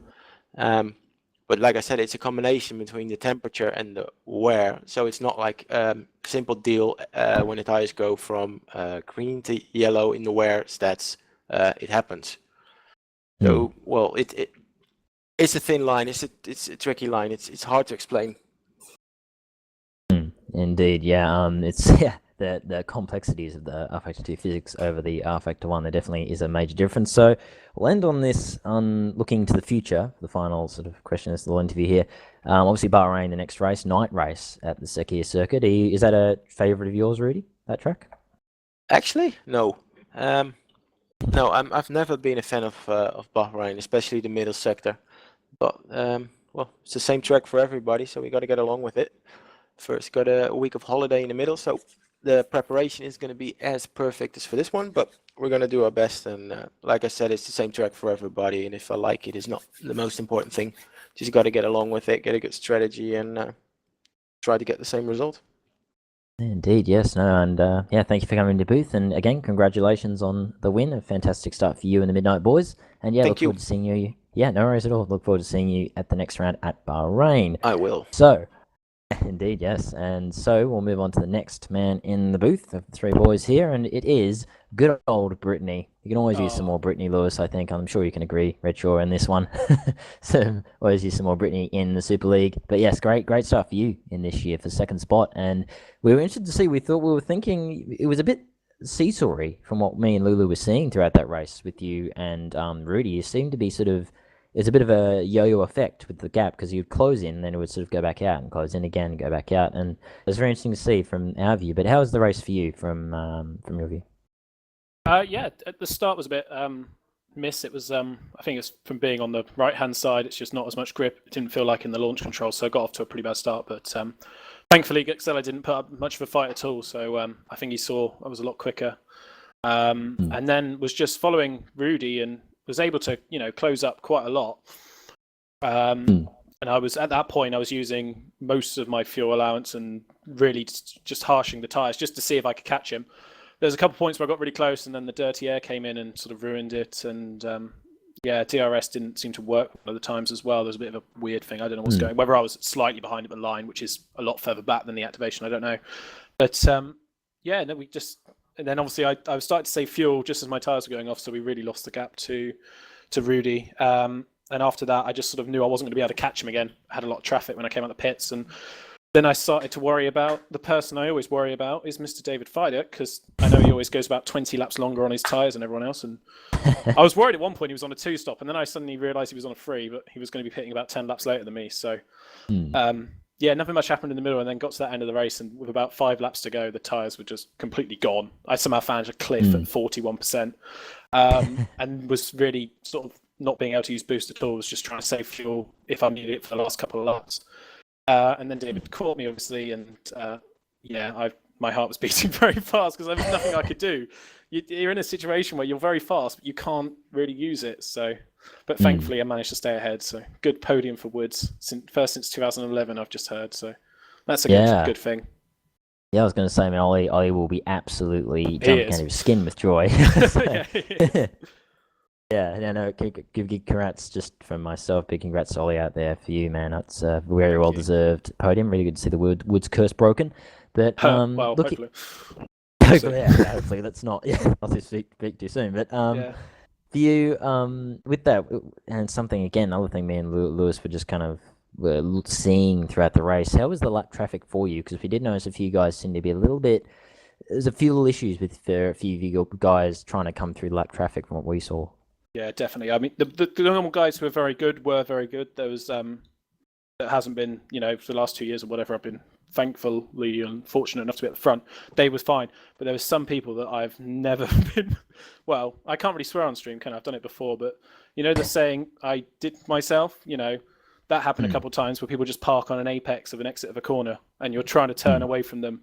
So I don't know whether that needs looking at, but I might go back on the replay and see if I can find a couple of examples. But no, I definitely agree that they were not great today, some of them. But there was a lot of them who were absolutely fine, so I can't slam them. I know it's a difficult job, but sometimes you've just got to move over. Even if you've had a bad race, you can't just ruin someone else's for it. I mean, I could have crashed twice passing back markers, which would have been awful, really. Yeah, and I guess we'll finish off again looking to the future. Same sort of questions I asked Rudy. Obviously, Bahrain next race, a night race, but different from what we had here at Melbourne. Is that the one you're looking forward to? Not really. I'm not very good at Bahrain. I mean, this was sort of my very special track. Obviously, this, Canada, Monaco, and Austria. But I don't expect us to stay at the front, given budget constraint and things like that. So I was just glad to get this one done. And I'm aiming for now for the rest of the year really is top 10s and maybe a couple of top 5s later. But it's just about consistency, it seems. If you can be consistent and look after tyres and have good pace and get a good quality, then you'll be fine. So, yeah.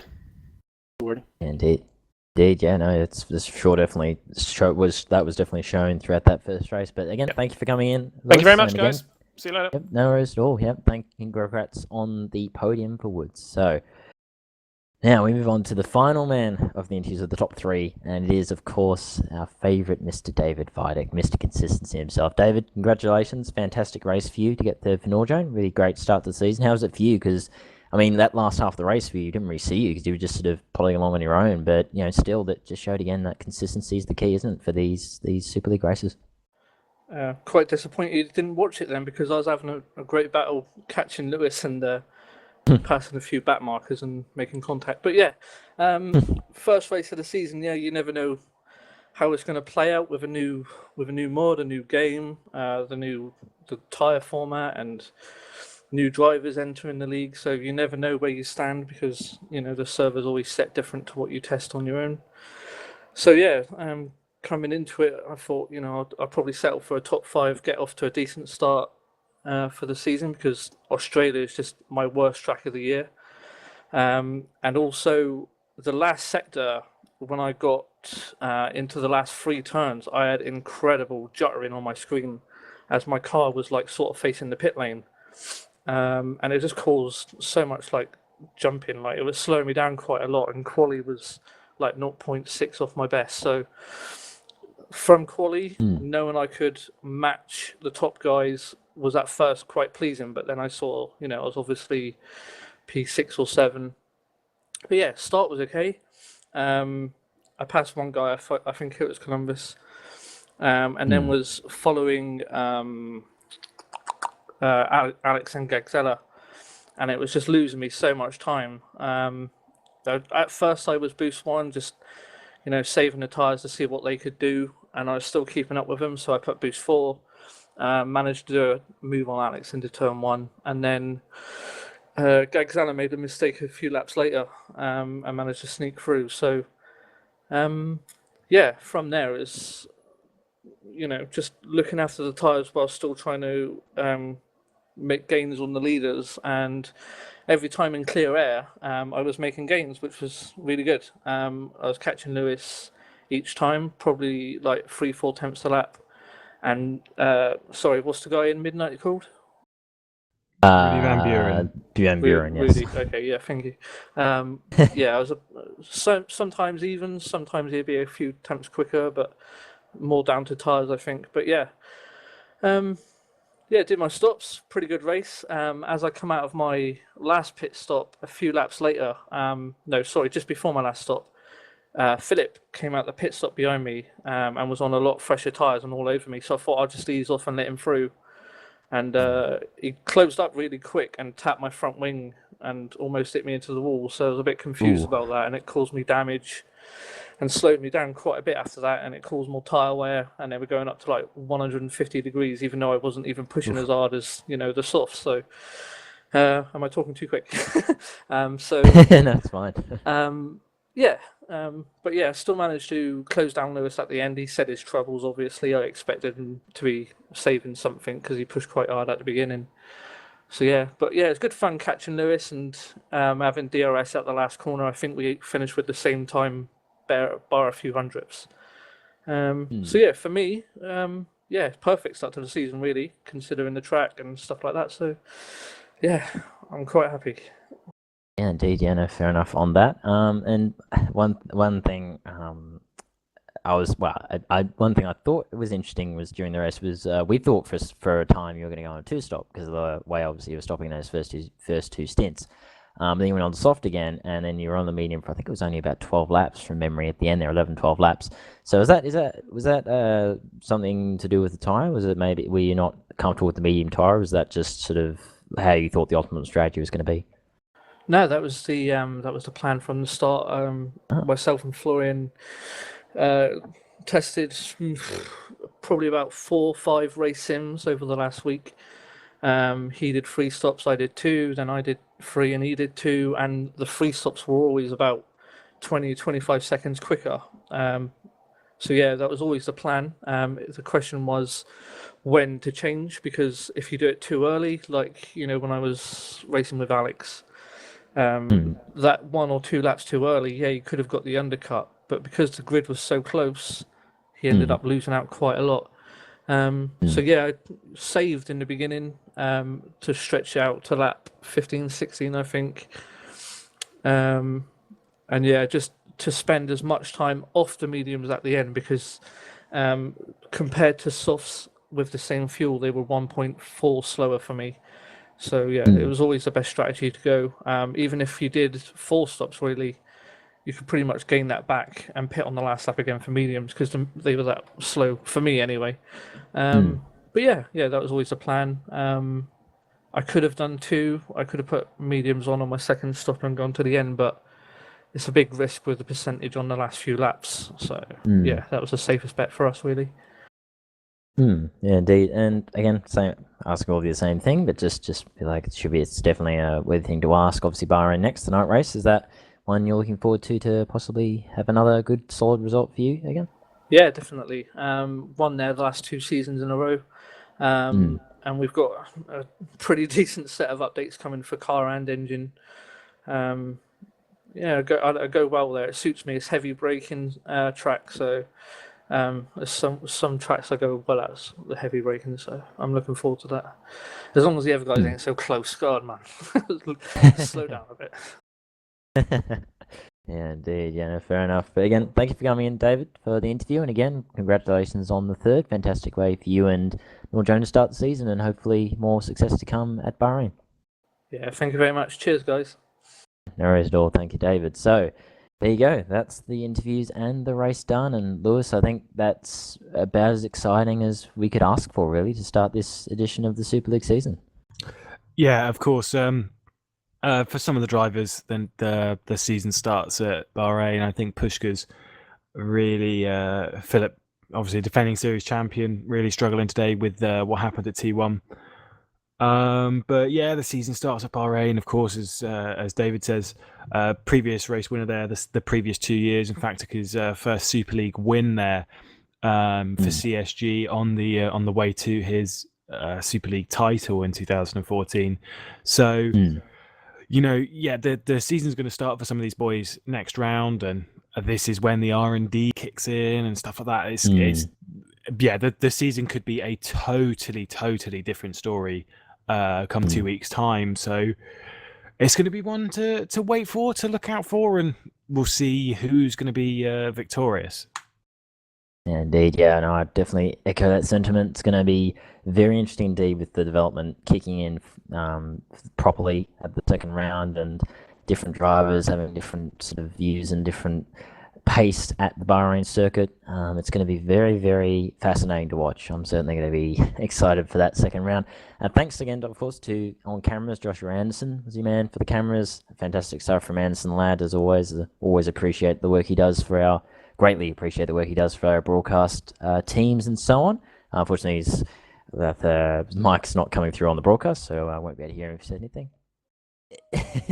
Just saying he'll be there for the next event again, of course, for the next one at Bahrain. So again, big thanks to Anderson Lad, and look forward to having him again for the cameras for the next round. But there you have it, ladies and gentlemen. The first round of the Stormcharge Super League series here at the GPVWC for 2016 is done and dusted.